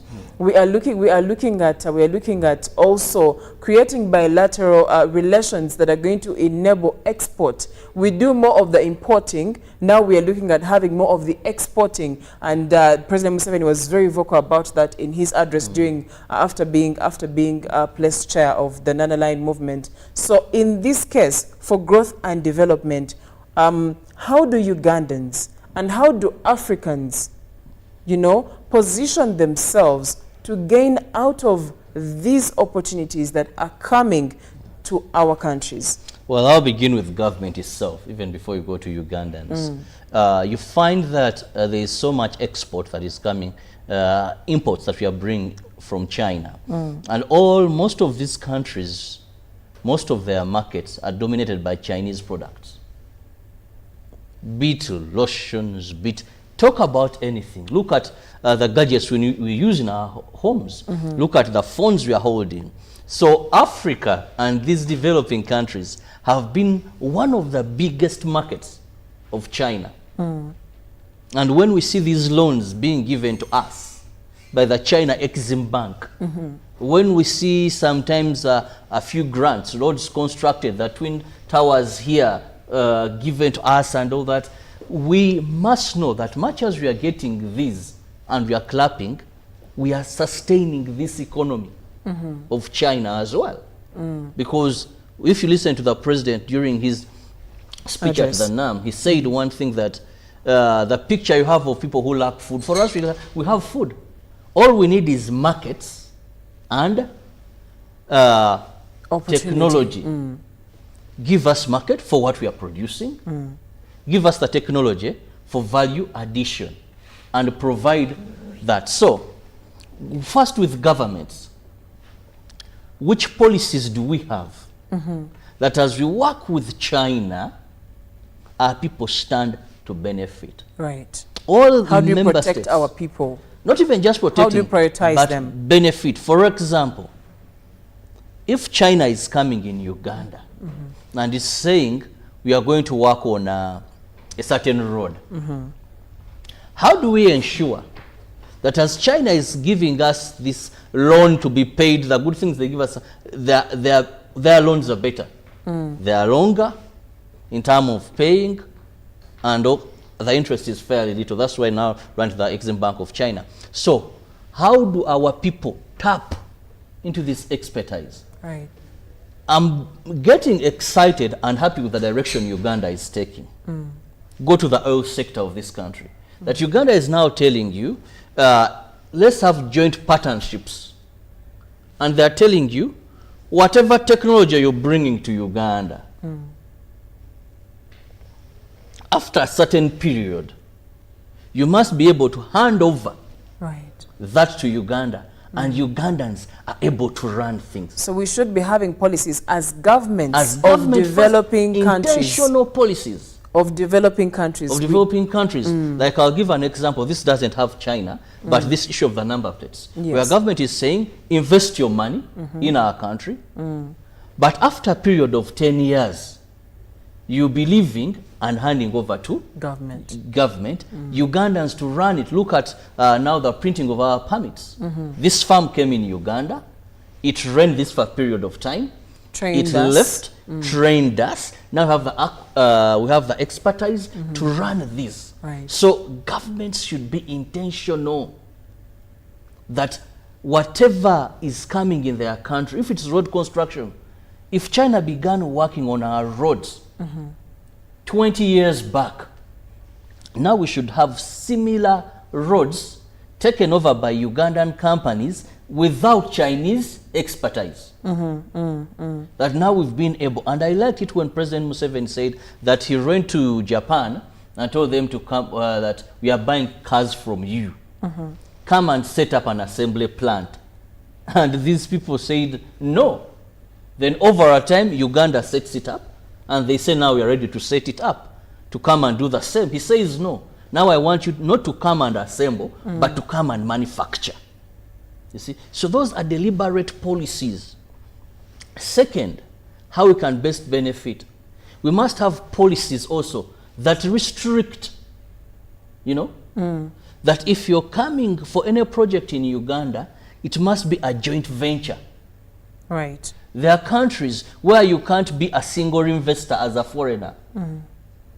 If you want to begin growing rice in Irera, if your farm is coming to grow rice, because remember I have a bad policy as a country, though it is very good for the investors, profit repatriation, that you come in Uganda, invest your money, make money from Ugandans, and then you wake up in the morning and you leave. you can take all your profits and all the money you made. You can even close business in Uganda after making money in Uganda, then go and invest back in your country or in another country. Right. Yet it's the Ugandan, yes, you came with money, yes, you gave us jobs, but the money you've made because you've come to invest is from the Ugandans, a human resource, us buying and supporting you, then you go. So when you have a policy of a policy that allows profit repatriation, that means you must be deliberate to say, if you're coming in Uganda and you have and government is going to give you a contract of something, you must subcontract a Ugandan company to work with you, so that the money government is going to be paying back. There is a Ugandan company. It may not have the expertise that you have, maybe in digging digging these big tunnels, like the under tunnel we are seeing on the flyover just here from Clock Tower around Mukwano. But then the Ugandan contractor, let's say, let him work on the top surface. You do the drilling, you have the tech. So that policy will help African countries, will help the countries of the South to be able not to be only taking loans and paying back, but their countries, their people, to be able to benefit from the loans that they are paying away from having this infrastructure. That is very important. Right. So my take home from what you just said is let our governments of all the countries that are under the G77, and you know when you talk about these, you're talking about not just 77 countries, you're talking about over 130 countries, and you're looking at countries like Barbados, you're looking at Brazil, and when you come to Africa and you mention Brazil, someone actually thinks these are developed countries, but they are among the countries that are under the G77, regarded as developing countries. And we're looking at policy, my take home was policies that are going to, one, position the people of those different countries to gain. I would advocate for, if we have a consultant, for example, that is going to be partnering with government to make sure that a particular road is constructed, let this consultant on their team have maybe 60% of Ugandans as people part of the work that is being done, as well part of the implementation part, so that even when the work is even when the work is done, or when the contract is done, we have gained, one, skills, we have gained training for these people, and that means the next time we may not contract these expatriates or these consultants from different countries. We can do it ourselves. Do you seem to say that that is the part that has failed us at a particular point when it comes to the governments in the developing countries? It has really failed us because our priority has been that we have someone who can do this for us. Right. Then also the other thing that is important now, because the G77 plus China, its major focus is the economy, we must also now limit products that we've gained ability to produce or manufacture. You do it in two ways. The governments can say, that this is the list of what you can import to Uganda. And this is what you cannot import to Uganda, because our factories also have to grow. But also it can decide and say, well, if you're importing such a good from China, because it's manufactured here in Uganda, it has a high tax on it. So it will be expensive. Guess what is happening now? In all these countries, when you travel, goods manufactured from China are very cheap compared to what is manufactured in these countries. In the countries, yes. Now, the buyer will opt for what is manufactured in China because it's less expensive. And leave what is manufactured here. So at the end of the day, these factories may not grow anymore, and you'll have this dependence of we can import. Because believe you me, China needs these markets, and we also we still have these raw materials, and it's a big brother relationship of benefiting. We benefit, they benefit, so we can better streamline ourselves so that we don't go back to the challenges we had with the extreme west. Great. Well, as you can see on your screen, we have delegates that are already arriving at the Munyonyo Commonwealth Resort, and ahead of today's program, like I earlier on took you through, we are anticipating different delegates and heads of states and governments for the third South China the third South Summit, that is G77 plus China, and being hosted by our country. We are also anticipating President Museveni of the Republic of Uganda to become the new chair of the third South Summit. And among those that is part of the program of what is going to be happening at the Commonwealth. On your screen is delegates coming in, and of course we do have our teams in different locations. And also do note that today we have some of the delegates that were part of the Nanaline movement exiting the country or leaving the country. And we have our teams at the airports, we have at the airport, we have our teams at Munyonyo in the different halls that are going to be keeping us updated. And also we are here to make sure that you have all the information of as and when events take place. The unfortunate bit is, as President Museveni said, we are journalists, we rumor monger, so there are closed meetings that happen even without us being in there. Well, that is it for this moment. Thank you for being a part of us. We are still continuing broadcasting. We are the official broadcaster of now the G77 plus China Summit, running all the way till Tuesday this coming week. Stick around. We do have interviews that are going to give you insights into what to expect, what is in it for Ugandans, especially because being on the organizing side, you get to spend so much, and some Ugandans may not understand why. All the questions that you might be having will be answered, so stick around.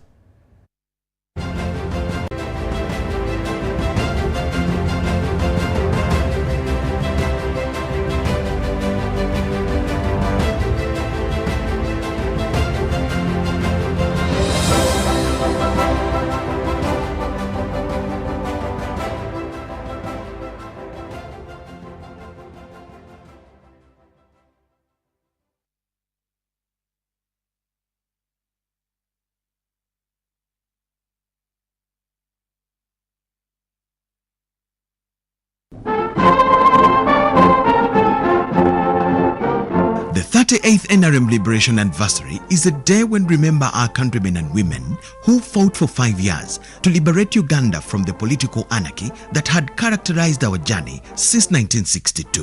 The NRM government has registered a lot of achievements in democratization, prosperity for all, social services such as roads, health services, education, access to markets, among others. This year's celebrations will be held in Jinja City on Friday the 26th of January 2024 under the theme Building a Uganda That We All Cherish. UBC will broadcast the event live on television and on all our radio networks. Well,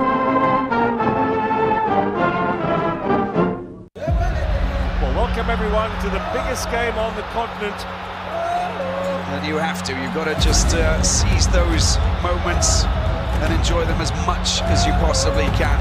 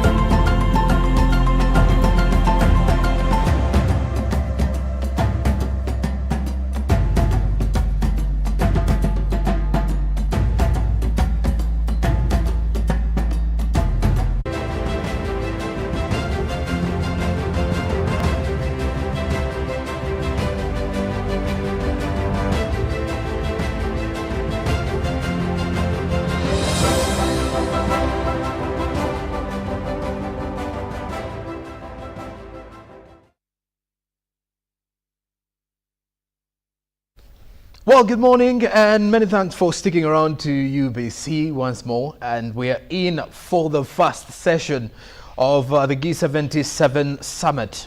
We are going to be taking you to the Speak Resort Munyonyo to just keep you up to speed with what is happening as the arrival of the heads of state and heads of government, and of course different heads of delegates ahead of the first session of what is going to be happening and transpiring at the Speak Resort Munyonyo. Now, what you're seeing on your screen is the arrival of the delegates. Just briefly to as well take you through today's program, by the way, as of now, with between 8:20 a.m. to 8:45. As of the program, it's the arrival of heads of state and government and heads of delegations at the meeting. And what is going to be the holding room of this is the Rwenzori Convention Center. Then furthermore, looking at it from there, from 9:15 a.m. or a quarter past 9 o'clock in the morning, is going to be the official group photograph. The venue is at the staircase of the Rwenzori Convention Center, where we did have an official photograph for the non-aligned movement just recently. Then away from that, from 9:30 to 11:15 a.m. is going to be an open session where we shall be having the opening ceremony of this third South Summit, and the heads of state, the government, as well as the group of 77 plus China. The president will as well be addressing His Excellency Eric Museveni. But before his address, the major address will be coming in from the Vice President of Cuba, His Excellency Salvador Valdez Mesa, who is also holding because Cuba is holding the current chair for the group of 77 plus China. He will address the nation, hand over officially to President Yoweri Museveni, who will then also give way for the speech from His Excellency Dennis Francis, President of the 78th session of the United Nations Assembly, and then the address by His Excellency the Secretary General of the United Nations will as well be part of that conversation this particular morning. All that will be coming to you live here on your national broadcaster, UBC. Leaving no one behind is the theme for this year's summit, by the way, for the G77 plus China.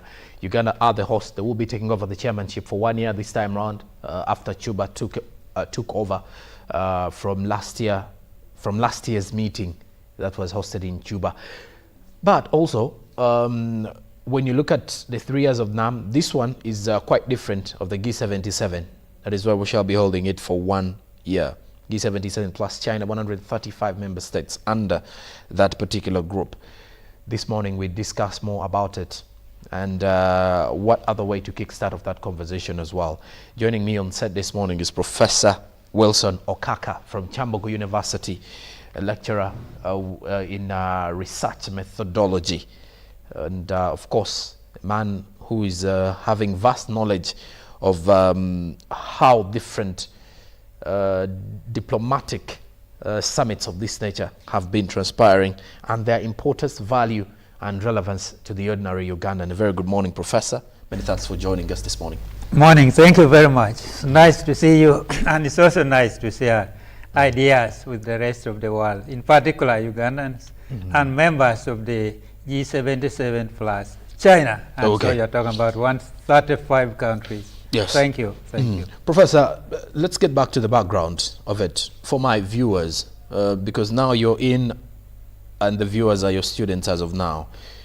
Give us or take us back to the journey of the G77, the background to where we are now. So I like to appreciate this idea because as a teacher, we like to put everyone at the right footing.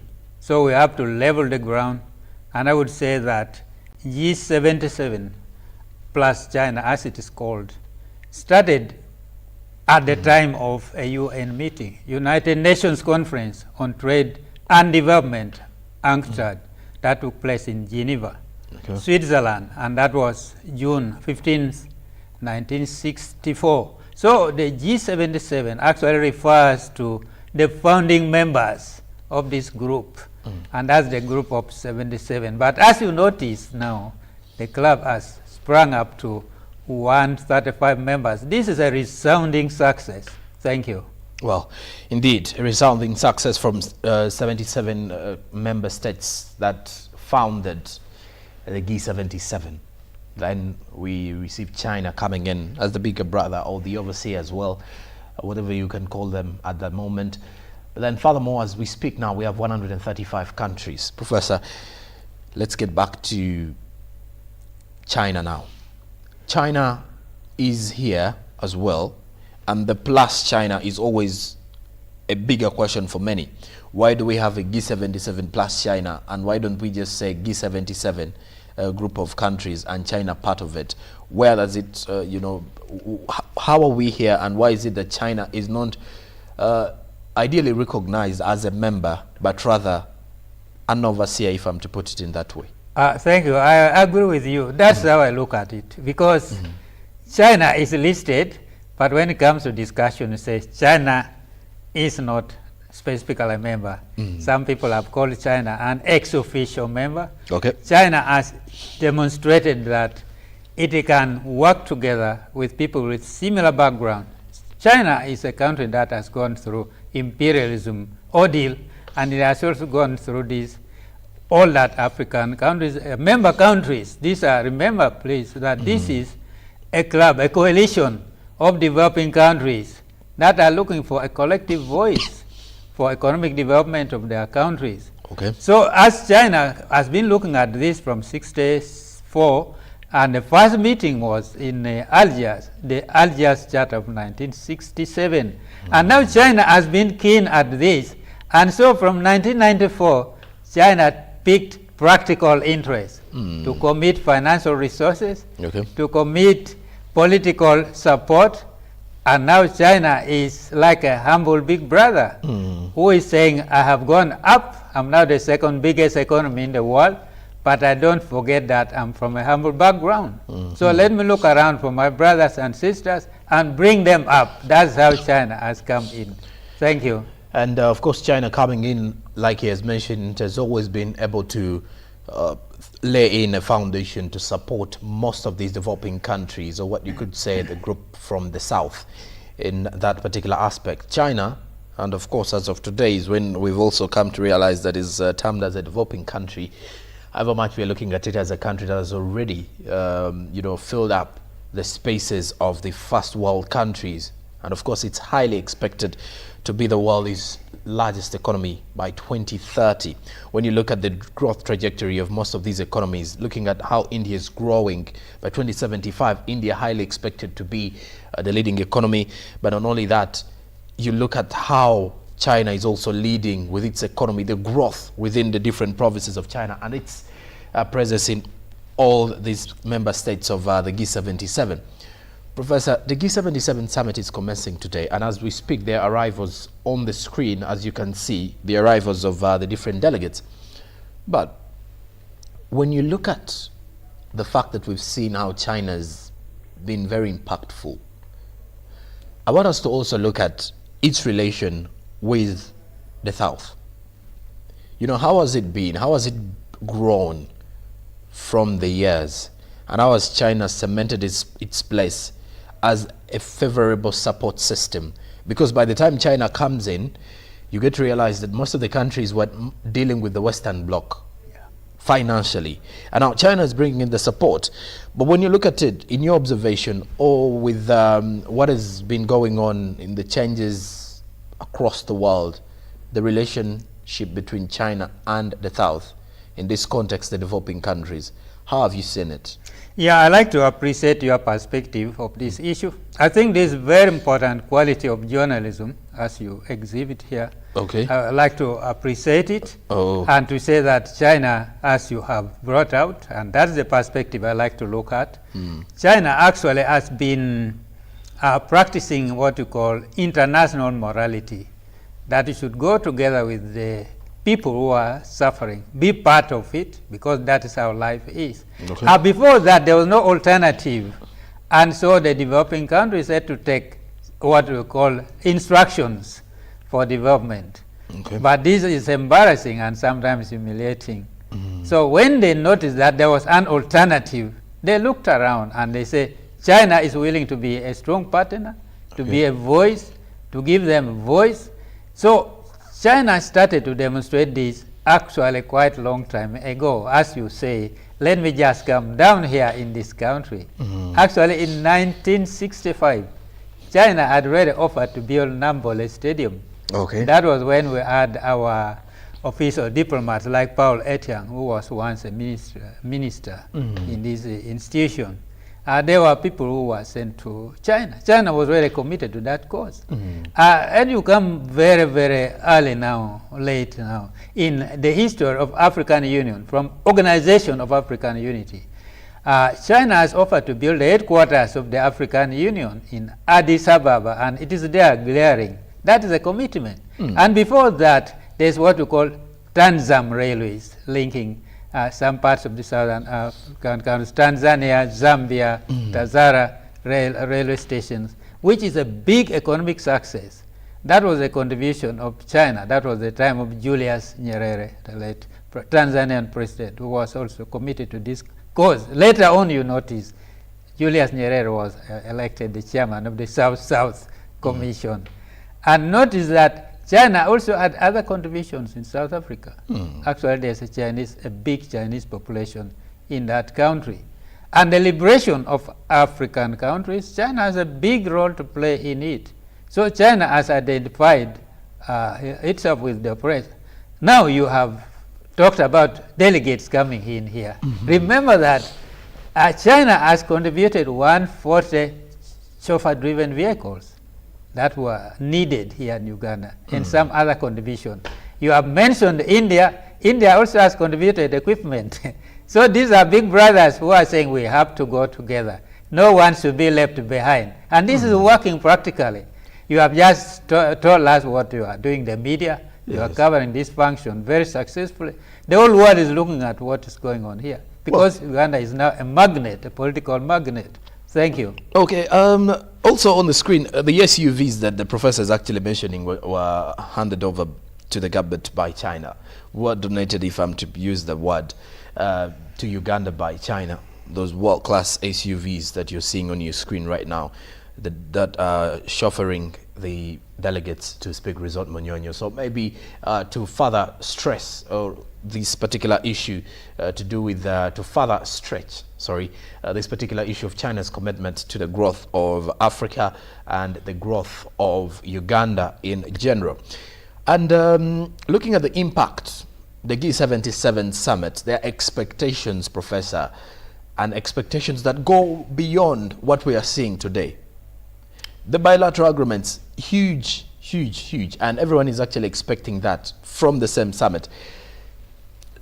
What does this summit have as where's the impact of this summit on the African continent and on the South? Thank you very much. I appreciate this question because it is a question that comes from the heart. Yes, from the bottom. Yes, you are looking at this benefit because that's the issue now. Yes, it is no longer now talk shows. It is it is about where do we see the tangible benefits. So you are asking for the impact of this kind of meeting. What are we going to reap from this? I agree with you on this point that the impact should be demonstrated and we should be able to see the indicators of the impact. The impact actually is that Uganda is now becoming an international political hotspot where lobbies of different types will be coming. Right away, Uganda's visibility has gone up. That is a very positive impact. The whole world is doing that. You are covering this function. That political impact means that the Ugandan president can now talk with more confidence, can now travel. He has been marketing this idea as a freelancer, I guess. But now he has been given official endorsement, official appointment. So he can now go and practice his zeal for development in developing countries. And this is now Ugandan's leadership in this area. It's going to be demonstrated. Uganda has been a leader in a number of other areas. The other impact that we are going to see is to do with the objective. Because Cuba Havana Charter of last year showed that Uganda needs to develop science, technology, innovations. Okay. Remember, Uganda is first cited. Actually, Uganda has got Science, Technology, Innovation Secretariat right in State House. And the minister is Dr. Monica Musonero. So this thing has started. I noted that the Science Week of last year, the president has pledged 60 billion shillings for that center. So there's really something that is tangible, and this is supposed to bring in even what they call pathogen economies. The use of natural resources products in Uganda. So it should be going down to grassroots. And we are going to have also production of herbal medicines that can be used like COVID-X and so on. We saw the injustice that happened when COVID broke out. We had to wait for medicine from the West because they could not treat us first when they were dying most. So the logical thing was that they should treat their people first. And so Ugandans have now learned to launch their own research. So Uganda is going to be a leading country with science, technology, innovations. That's a common problem for African countries. Uganda is going to play leadership there because a lot of work has been done. And the Ugandan president has committed funding. They only now need to go to parliament and put a good case why that money should be allocated and how that money will be used to benefit Ugandans right from the grassroots level, so that Uganda can have health insurance for all in a practical way, as it is being said in SDG 3, health for all, and because you are saying no one should be left behind. And so the impact is going to be also on climate change. They are looking at climate change as a serious thing. There's too much flooding and people have to live. And at the same time, there will be a lot of drought. There's a lot of wind which is blowing across. So climate change is an issue. Environment protection is an issue. Good enough Uganda is trying to reclaim wetlands. A presidential directive has been sent around. Reclaim the wetlands. Let's have economic sanity. Well, of course, we've seen the growth of China over the years. And we have not been entirely part of it, but we've seen it grow. And it is actually a statement that shows that any other developing country can follow suit. When you look at China's growth and of course its growth trajectory to where it is highly expected to reach in terms of economic growth, what are the key lessons that we can pick from China's story of success? Thank you. I think this is really a very insightful question. I think that you are really inquiring how best we can make use of Chinese offers and how we can look at China as a big brother, as a role model. And I appreciate this perspective. I look at it as the best way any person should look at this thing. A member of the South, a developing country, should be carrying this type of attitude that you have exhibited. That what lessons do we learn? How do we do it? Because China was also downtrodden. Actually, China got real independence in 1949. So it's not far off. But the speed that it has taken to get out of embarrassment and shame is what others can do. India has done it. Other countries have done it. And so China should be seen as a role model to developing countries because it has shown that developing countries are now waking up. Countries in the West or the North, as they are called, developed countries, they are now waking up to get concerned. And because leadership like here in Uganda, which has a tendency to get things right in terms of making progress, because Ugandan leadership has been keen at this kind of thing, independence, freedom, self-sustaining economic development. Now, borrowing a leaf from China, Uganda is now able to make a better leapfrogging of development, because we can see what I've just said, that Uganda has launched science, technology, innovations to make sure that it can get its own medications and so on based on natural products from the country. And at the same time, China has offered to lend a hand to all these other countries. I should tell you that China has offered what they call Belt and Road Initiative, BRI, which Uganda is a beneficiary, because Belt and Road Initiative provides for infrastructure construction, road construction. It also takes care of cultural exchange between the other countries. That means that Uganda and other countries can now participate actively because there's already a foundation for leveraging on this Chinese partnership. And I think now Uganda's leadership is going to be a very good conveyor belt to that process. Thank you, please. Okay, a good conveyor belt you mentioned. You've in one of your submissions just now, you've talked about sustainable growth, sustainable development. That is also part of the the agenda for 2030. But furthermore, through the SDGs, you get to realize that the government has always been able to push for this sustainable development agenda with its implementation of the National Development Plan. Now that is under NDP 3. Professor, how are we as the developing countries going to create space for sustainable growth? Because looking at growth and development is a different issue, but also creating room for sustainability is another. Yeah. How sustainable can we get, and which venues or ventures can we employ to ensure that we get this sustainable, growth that we need, so that our economy can actually grow as fast, but in a sustainable manner? And that is a very critical question. That's a very critical question because that is the real question of the day, I see. And you are reflecting on what is on the ground already, because you refer to the National Development Plan 3 that goes to 2025, which is in place, how we can link it up with Sustainable Development Goals or Agenda 2030. That is already a commitment of Uganda and 195 other countries that adopted this thing in January 2016. And now time is running up. You are saying, how shall we make this? Actually, one thing about the objective of this G77 plus China is looking for collective way of looking for resources that can be used for funding our projects. Remember that the West, the North, were mandated under these SDGs to give developing countries, to give the South $100 billion per year since 2009, but they have not committed it. This was in Denmark when the meeting was done.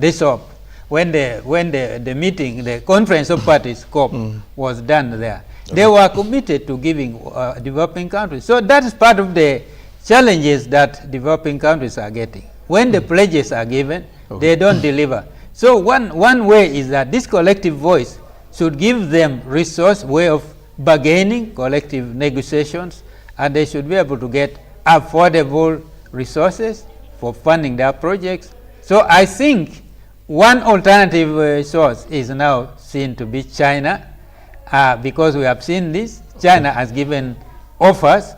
The loans from China are affordable compared to the loans from the IMF, the World Bank, which have got conditionalities that are normally political by nature. Well, Professor, on that note, I'll be coming back shortly.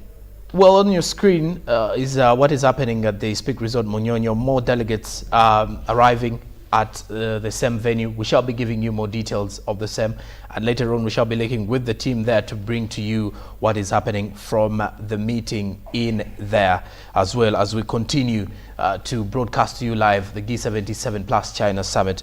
Professor, you've talked about something to do with the loans, and you do realize that in most cases these loans do come with repercussions at the end of the day, regardless of how seamless the occasion is. Let us go into that. The loans that we are getting from China, they do have a long-term effect on us. How prepared are we to address that risk? Thank you very much. I appreciate this question. The issue of loan is really a very tough question, and it is something that we need to reflect on, because it is something that is passed on to generations and generations. Those who are paying it are yet to come, or they are young people, your group, your generation. But the main thing now, which we can look at, or which we should look at now, is management of loans. Loans can be very important. I can tell you that without loans, you cannot have a single bank in this country. Loan is a business transaction. It is a necessary evil, as some people would say. But the loans management is important. So if we receive the loan, we should curtail the corruption, what they call official corruption. Some of these things are deliberate. The way China manages its loan, the way China manages corruption is extreme. It also involves death penalty. of Okay. people who are found involved. So it is deterrent in China. Corruption is too expensive for a person. But here in Uganda, I've seen people who have been found to be guilty or we are being tried for corruption. I've seen people laughing, smiling, going to Luzera. So it seems that it's affordable to be corrupt in this system. But if we take the Chinese model of dealing with corruption, that's the area we have not handled. You will see that corruption is too expensive for anyone at all, whatever the level of that person. Okay. So it's how we manage the loans that matters. Accountability, transparency should be exercised. Credibility is important. Integrity is going to be critical. But some people have not seen it that way. Therefore, it is the loans management which is important. All these other countries actually get loans. And loans are desirable for personal initiative, for national institutions. But it is the management that goes wrong. Just as we have the PDM in Uganda, it's the management of the PDM that can easily move it from Paris development model to Paris disaster model. So I think it's important for us to be strict, to be accountable, and to involve financial discipline. Thank you. What should be the stance of the developing countries as the summit commences today? What do you say? What should be the standing point, or what should be the position of us, the developing countries? I agree with you. I agree with you that one thing is that the developing countries under the G77 plus China have been quite resilient. There have been so many political storms, economic storms. You saw the COVID. They are quite resilient, and it is a success story. They have got the infrastructure, and this infrastructure can be improved on.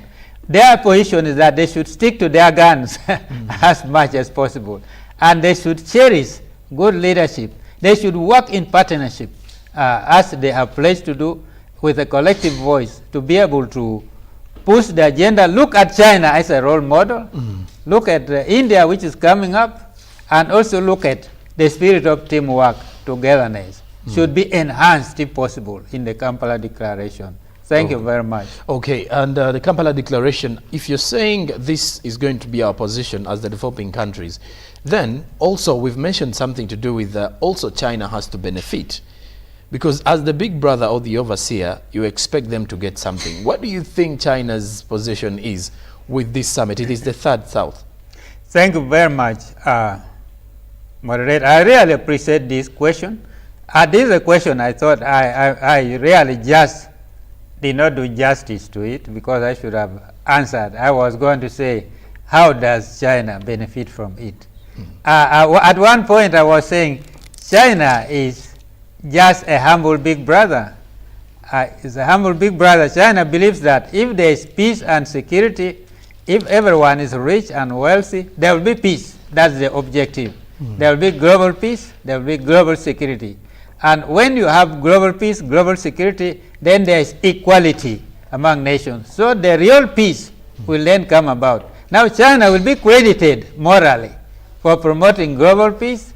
They have said that a good name is better than wealth, than riches. China should be given a good name. China should get the merit of contributing to the downtrodden for lifting them up. At the same time, of course, people should pay their loans, because China now has become the best loan provider. Okay. It is now the what they say, one-stop center for loan.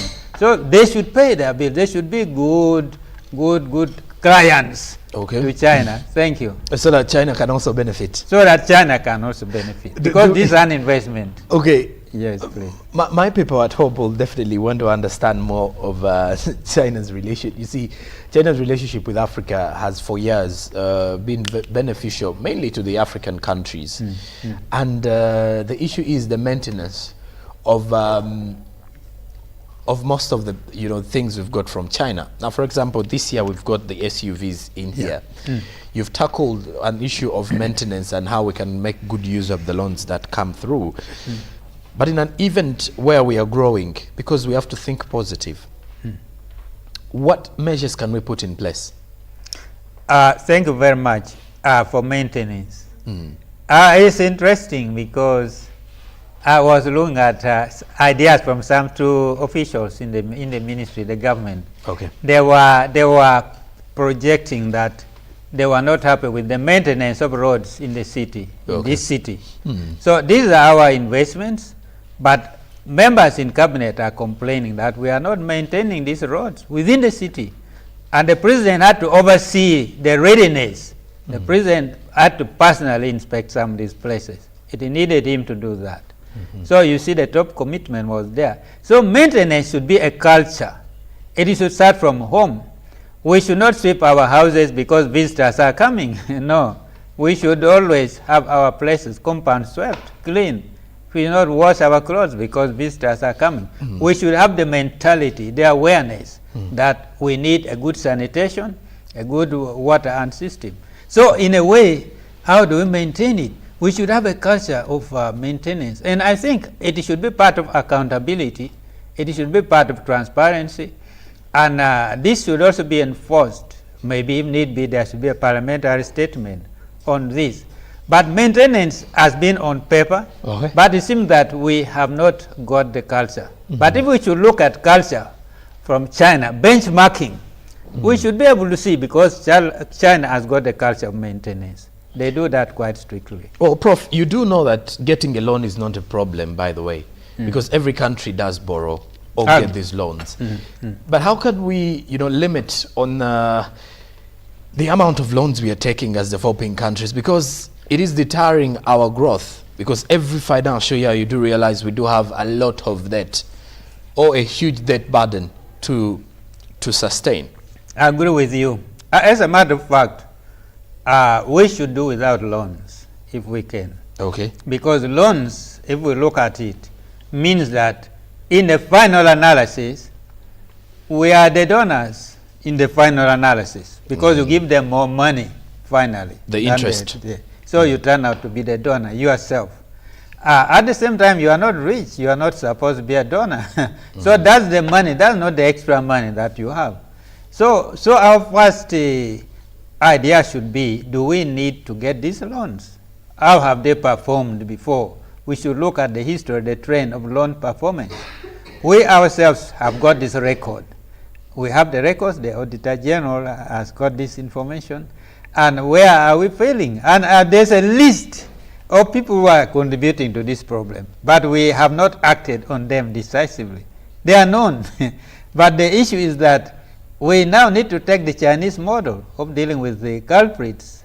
Because if we are dealing with them, if we like them, why don't we adopt everything that is working for them? Because that should be a blueprint for us. In any case, we know what we are doing. It doesn't mean that those who are corrupt don't know what they are doing. That is the most intelligent person. Because to be corrupt, you have to think carefully, because you can be in trouble with it and you can lose sleep. So that means the fellow knows what he's doing. They know what they are doing. Is now, how do we deal with this kind of crime which is taking place? So our challenge is that our own records say districts, they are the most corrupt, this institution is the most corrupt. We have the details. It's just like saying we have black spots here and here and here. The fellow who is reporting black spot is the one who is supposed to handle it. Okay. But is reporting it. So how do we need the loans? Yeah, we need the loans because we keep on the reason we need the loans is that we are not able to manage it. What structures can we employ to make good use of these loans? Because you see, the worry is why we have the corruption tendencies is because maybe our structures have failed. The thing is impunity. Impunity is not permitted. Our laws are against this corruption.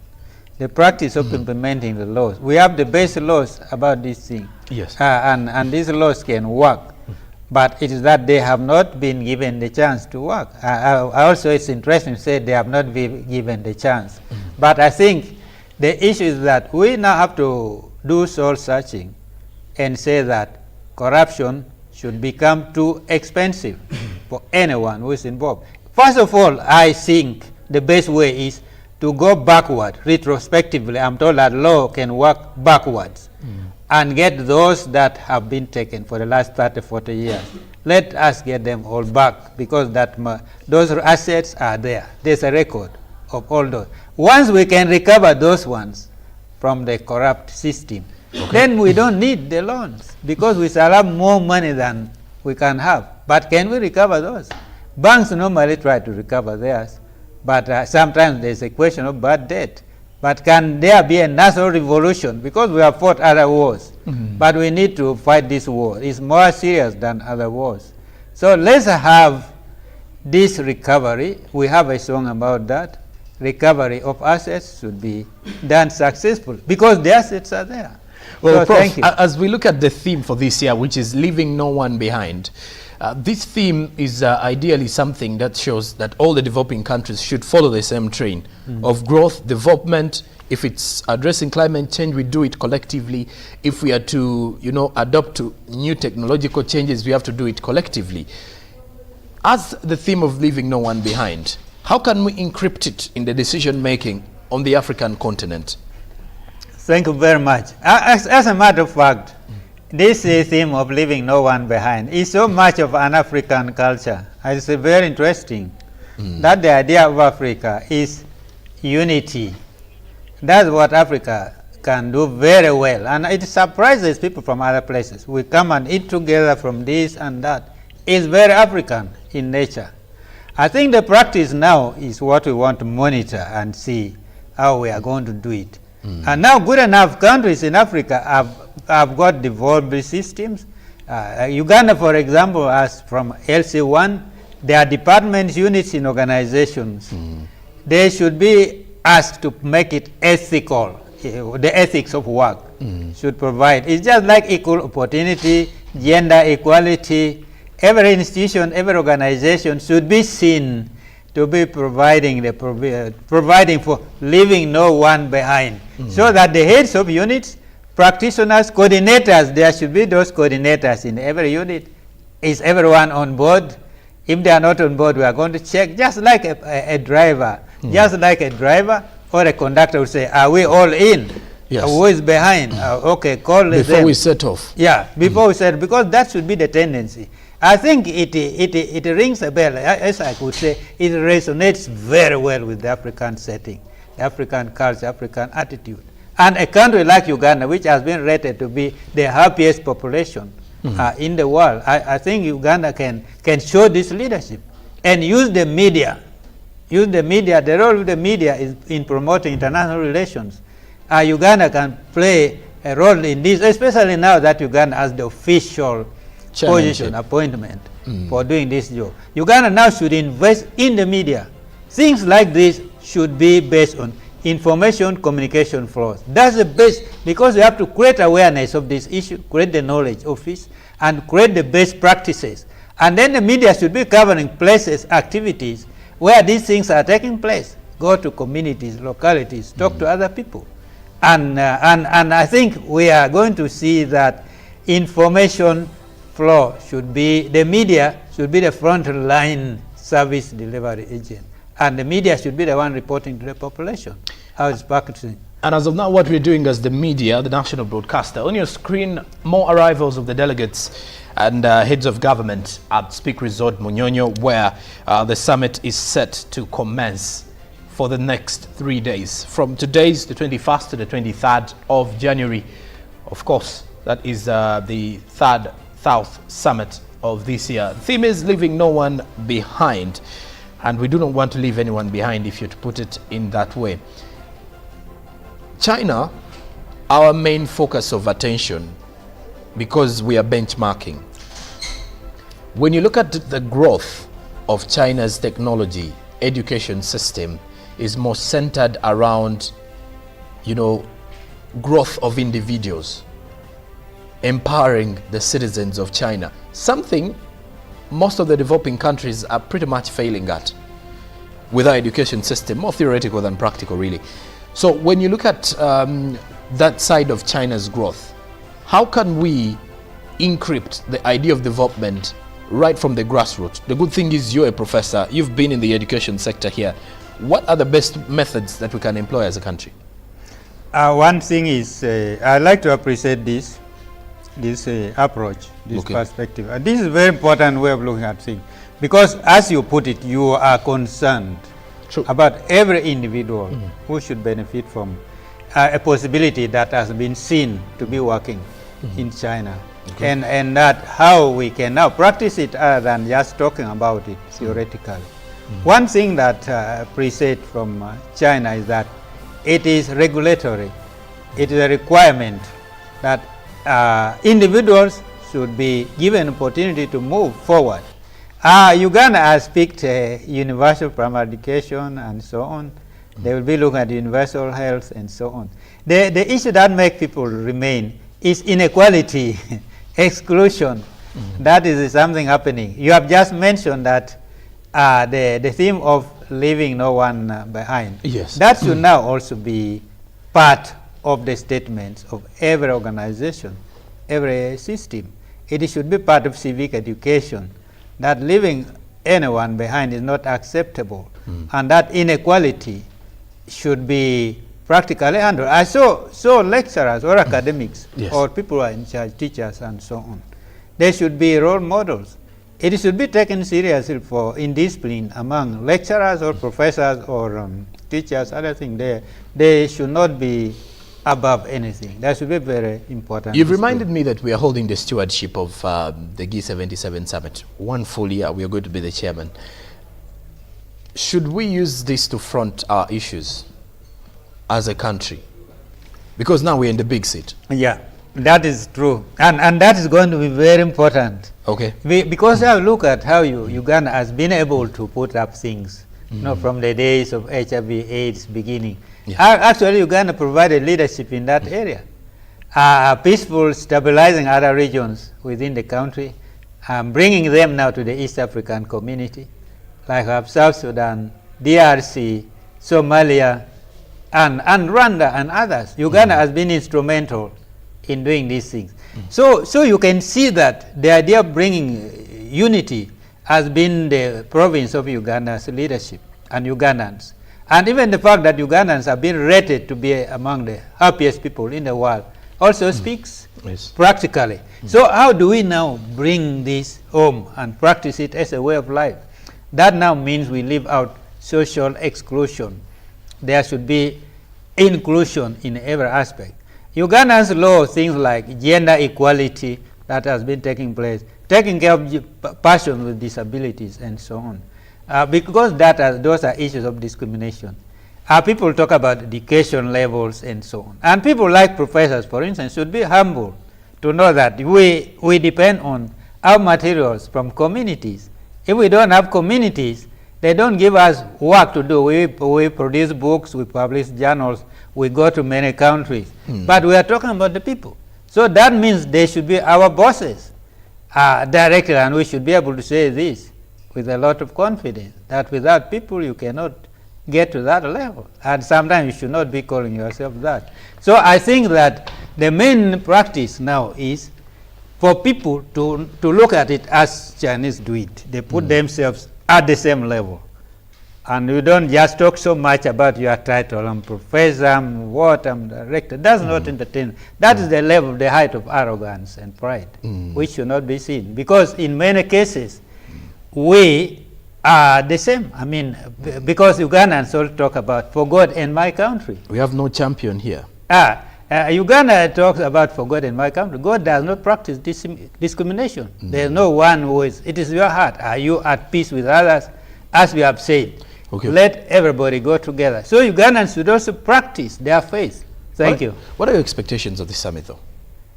One thing, my expectation about the summit is that Uganda is going to be now officially recognized. Okay. And Uganda is going to be a magnet, a hub for global politics.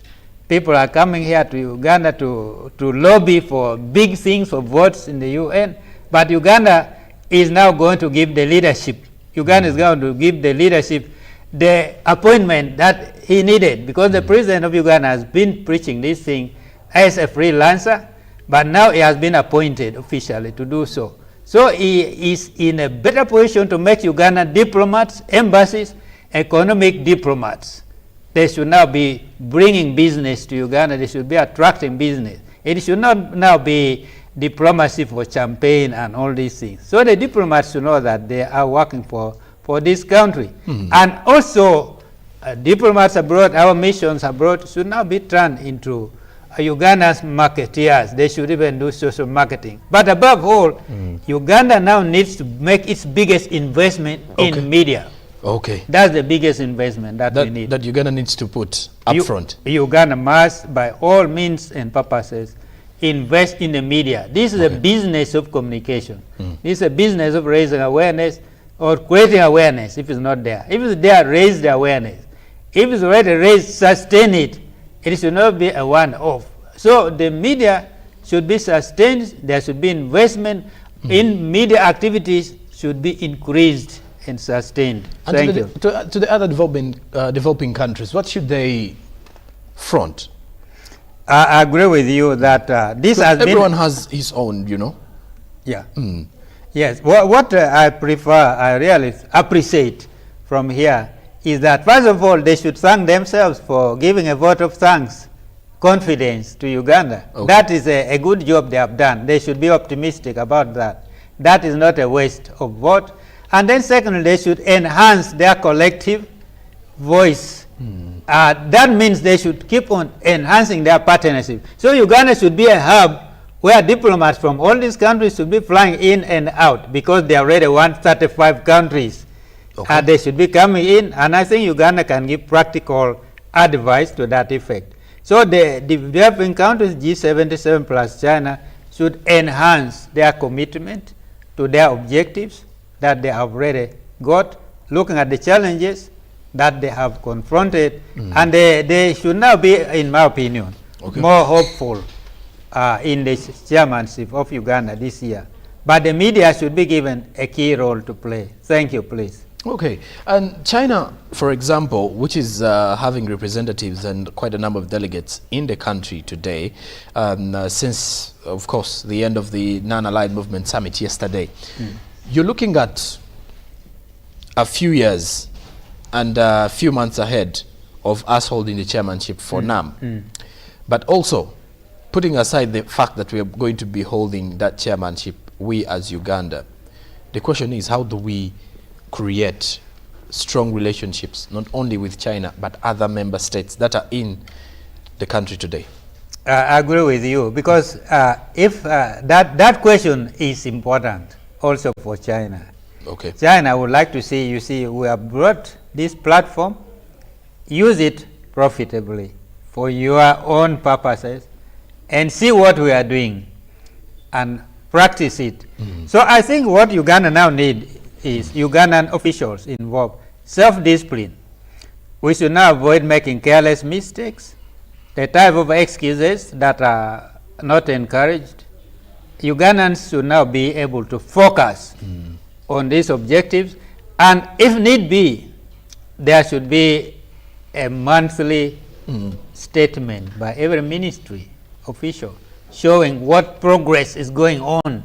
There should be a progress report that can be presented. But you know, Professor, it has just caught my attention that we've been focusing a lot more on the solutions of the problems, but we really haven't identified the problems. Where are the problems at for the developing countries that need serious change? Which ones need to be addressed? Yeah, that is true. I agree with you. Yes. Because the main thing is identifying a problem is actually a halfway solution. Okay. The moment you know what the problems, where the problems lie, you are now halfway dealing with the solution, because you now know what to do with the problem. Good enough, problems have been identified collectively. Remember that negotiations for a deal at the UN level is the most difficult thing. Lack of capacity is the biggest problem. Negotiation can be an ordeal without capacity, and it needs skills, the zeal, the ability, the commitment, and the ethics for doing it. So this is a gap that has been lacking, and therefore they decided that because we don't have the facilities, why don't we come together and teamwork? The spirit of soccer, the spirit of games. Can we come together? Put our heads together. Two heads are better than one. So the lack of capacity is being handled. Problems of climate change disaster will be handled because they need to respond to the Sustainable Development Goals 13 on climate change, disaster management. So they have to get ministries, policies that deal with climate. Poverty, as they also want to handle, is actually SDG 1, removing poverty from every institution. We should now commit our resources practically to deal with issues of poverty, reduce it, limit it. Climate change disaster, we should look at it. We are having flooding, we are having drought. So the problem, as you say, is capacity to deal with all the challenges. Okay. Thank you. Well, when you look at the loans that China has been giving to the G77 members, or the group of 77 members, most of them are asking for a pardon of these loans. Do you think China would give us a pardon of this? Thank you very much for this analysis, because as you notice that you raise it, that people are asking to be forgiven. Yes. So that is because very they important. failed to meet this to meet the interest rates. That is true, and one good thing is because these are just like talking to a big brother. Yes. You see, that's the language, the tone has changed. You talk with confidence, and then there's a hearing, because the big brother would listen to you and say, now, have you done more? Can we look at what you have done? Where did you go wrong? We shall give you a push, but next time we are going to have some firmness in dealing with it. So I think I agree with you there that they are asking for pardon. They have burned their fingers. But I think that is also a learning point, a learning curve. Yes. They have burned their fingers. They are likely to do better next time. Thank you. Okay, by the look of things, the founding fathers did have their aims and objectives at the start of the G77, or the 77 member states that sat together to start this coalition. Do you think their objectives have been met in any way, and at what percentage would you give it? What I'm looking at now is that the objectives that have been set have actually linked up with the objectives of the UN. Good enough. Their safety lies in being affiliated with the UN system. True. Where they have the headquarters. So they are all the time coming to corridors whenever the UN meetings would take place. In 2022, the UN meeting was on Sustainable Development Goals, which you have said at the beginning. They were there at the UN. Last year they were at Dubai on climate change.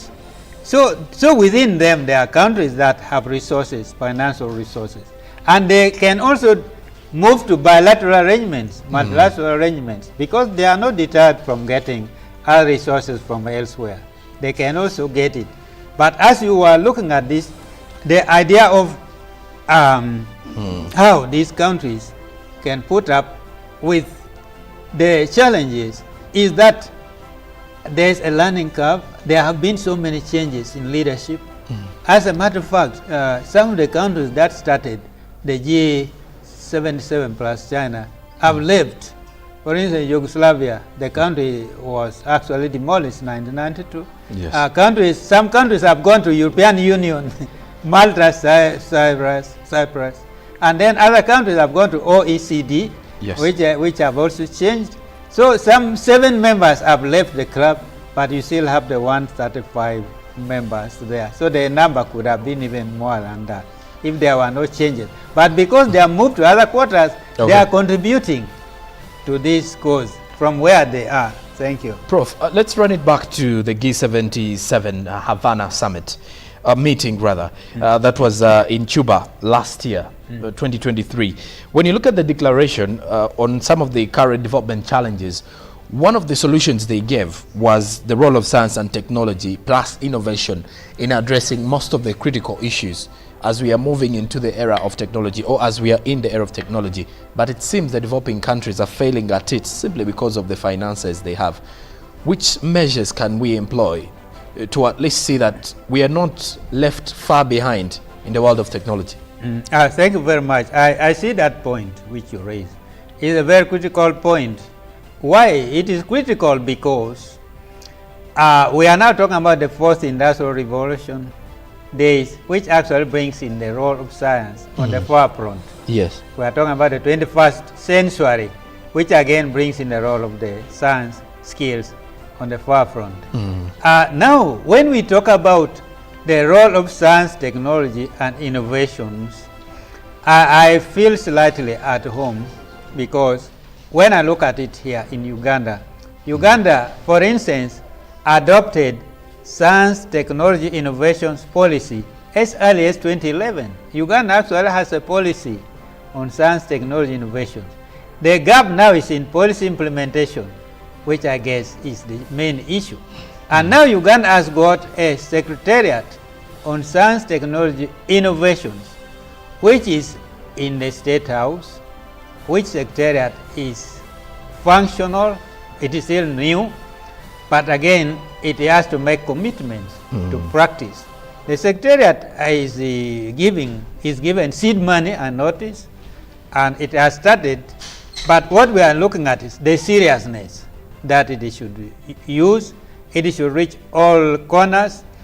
The issue of science technology is being seen as to be out of culture for many developing countries. This is the problem of culture. But again, this is where I bring in the need for media communication, awareness. Even if it is using community media at local level, we need awareness of this and say science is better. Because you talked about Havana Declaration, they are also giving information. They are saying we need information society. We need information society. Now information society will also rely on media coverage. Information society needs technology. Do we have ICTs? Do we have internet in communities? Because if we don't have internet in communities, is there any literacy? So digital technology, have we moved to digital now? Have we migrated? Are we saying radio stations? Have they gone, or we are saying analog? But the main thing is, what you are saying is that there is a need to embrace science, technology. Remember that for purpose of our audience who are not aware, science is actually knowledge which is obtained through research output. Science is knowledge obtained through research, practice, and technology is the application of scientific knowledge. Also in Havana, you do realize that amongst the key points that were addressed is that the member states should uphold the common values of humanity. And that is very critical. If we want to look at development, we must put humanity first. If we are looking at environment, climate change, we are looking at poverty eradication. It should be humanity at the center of it. And that's why they talk about human rights observation. Remember that imperialism, colonialism, because that was the history of these countries, the developing countries. They were in that situation. China was in that situation. I think China, in my opinion, that China suffered most of all. But the issue of humanity, as we are saying, is the best way out. So humanity calls for leaving no one behind. And so we have to talk about social cohesion, collaboration, partnership. So the idea of love for one another is very critical. So we should be able to practice now humanity. Is the practice. Thank you. Well, the activists, on the other hand, have called for the debt cancellation, like the developing countries were calling to be pardoned. But then there is also something to do with climate justice. The G77 summit is here, and climate justice is one of the things the activists, not only in Uganda, but amongst the developing countries, are seeking for. Yes, I thank you for that. I appreciate that question. The issue of climate justice actually covers other injustices, because climate justice, the activists are in some cases looking at money that has not been given to developing countries. Remember that since 2009, developed countries that are called the North or the West, they are rich countries. They are the ones causing climate change, because as you noted, Africa, for instance, contributes only 4% of the emissions of these green gases. The 96% come from them. So in other words, they are the source of climate change. This climate change is starting from outside. It is just imposed on us. But then now they say you stop producing energy, stop doing this, yet they need it for their own development. And they have done that before. So the climate justice, they are saying that you should restore all this destruction, flooding we are seeing here, is a result of your own activities, because energy production, which they are doing in their country, contribute to half of the total problems of climate change. So in other words, climate justice is now saying, where is our money? Because you are supposed to be giving us $100 billion every year. You have not done that for the last 10, 12 years. Where is the money? So justice is about paying your bills. They are saying, pay your bills. If you have not done that, that's where they are concerned. So justice is about equity, fairness. Fairness means that you owe us billions and billions and billions, which you haven't paid yet up to now. And so I see that point. I actually agree with that, because it's logical and it's provided for, and they have been committed to in the first place. Thank you. And well, information reaching us still at Speak Resort Munyonyo does show that His Excellency President Yoweri Museveni has arrived at the venue. So that means, or that implies, that within a few minutes from now, we shall be having an official photograph for this particular summit, or for the opening of the third South Summit at the Speak Resort Munyonyo in Kampala. This is under the theme of leaving no one behind. And of course, as we continue with our conversation, we shall be definitely linking you up to Speak Resort Munyonyo, so as you follow up with the proceedings that side. Professor, back to you. As we are summing up with our conversation this morning, what would be your message to Ugandans and then to the other developing countries, in the perspective that they are to benefit from their relationship with China? Thank you very much for this question. I'd like to welcome the idea that Ugandans have been positive about this. I've noticed that people were waiting, they were happy, they were expecting this, and it has come. And one of the things that I would say is that let us get more concerned, more interested, and let us get more understanding about this issue. And we should participate, because I expect the Ugandan leadership to reach out to communities to share the information. People should be able to benefit from it, collaborate in information, but above all, the media should intensify information and education through its commission. Thank you, please. Okay, and as you can see on your screen, the President, His Excellency Yoweri Kaguta Museveni, and of course the First Lady, Janet Museveni, is also in place at the Speak Resort Munyonyo on your screen. And of course, we are waiting for only a few minutes as the meetings do kick off, or as the official ceremony takes center stage for the third South Summit. And that is what is coming live from Speak Resort Munyonyo, as you're seeing on your center screen. And of course, our duty here at Broadcast House is to ensure that we send you to the deliberations that are happening from Speak Resort Munyonyo. But of course, we do have our center focus as well at the Entebbe International Airport. This one is to further focus on seeing the proceedings of the departures, and majorly looking into any incident of arrivals whatsoever that will be on its way here still in the country. Now, to take you through the activities of today's program, day one of the 3, the arrival of the heads of state and government and heads of delegations at the meeting that has been officially done, and then the official group photograph, staircase of the Rwenzori Convention Center. Now, what we are definitely going to be having on your screen is the opening ceremony of the third Summit of the Heads of State and Government of the Group of 77 and China. Over to Speak Resort Munyonyo this morning.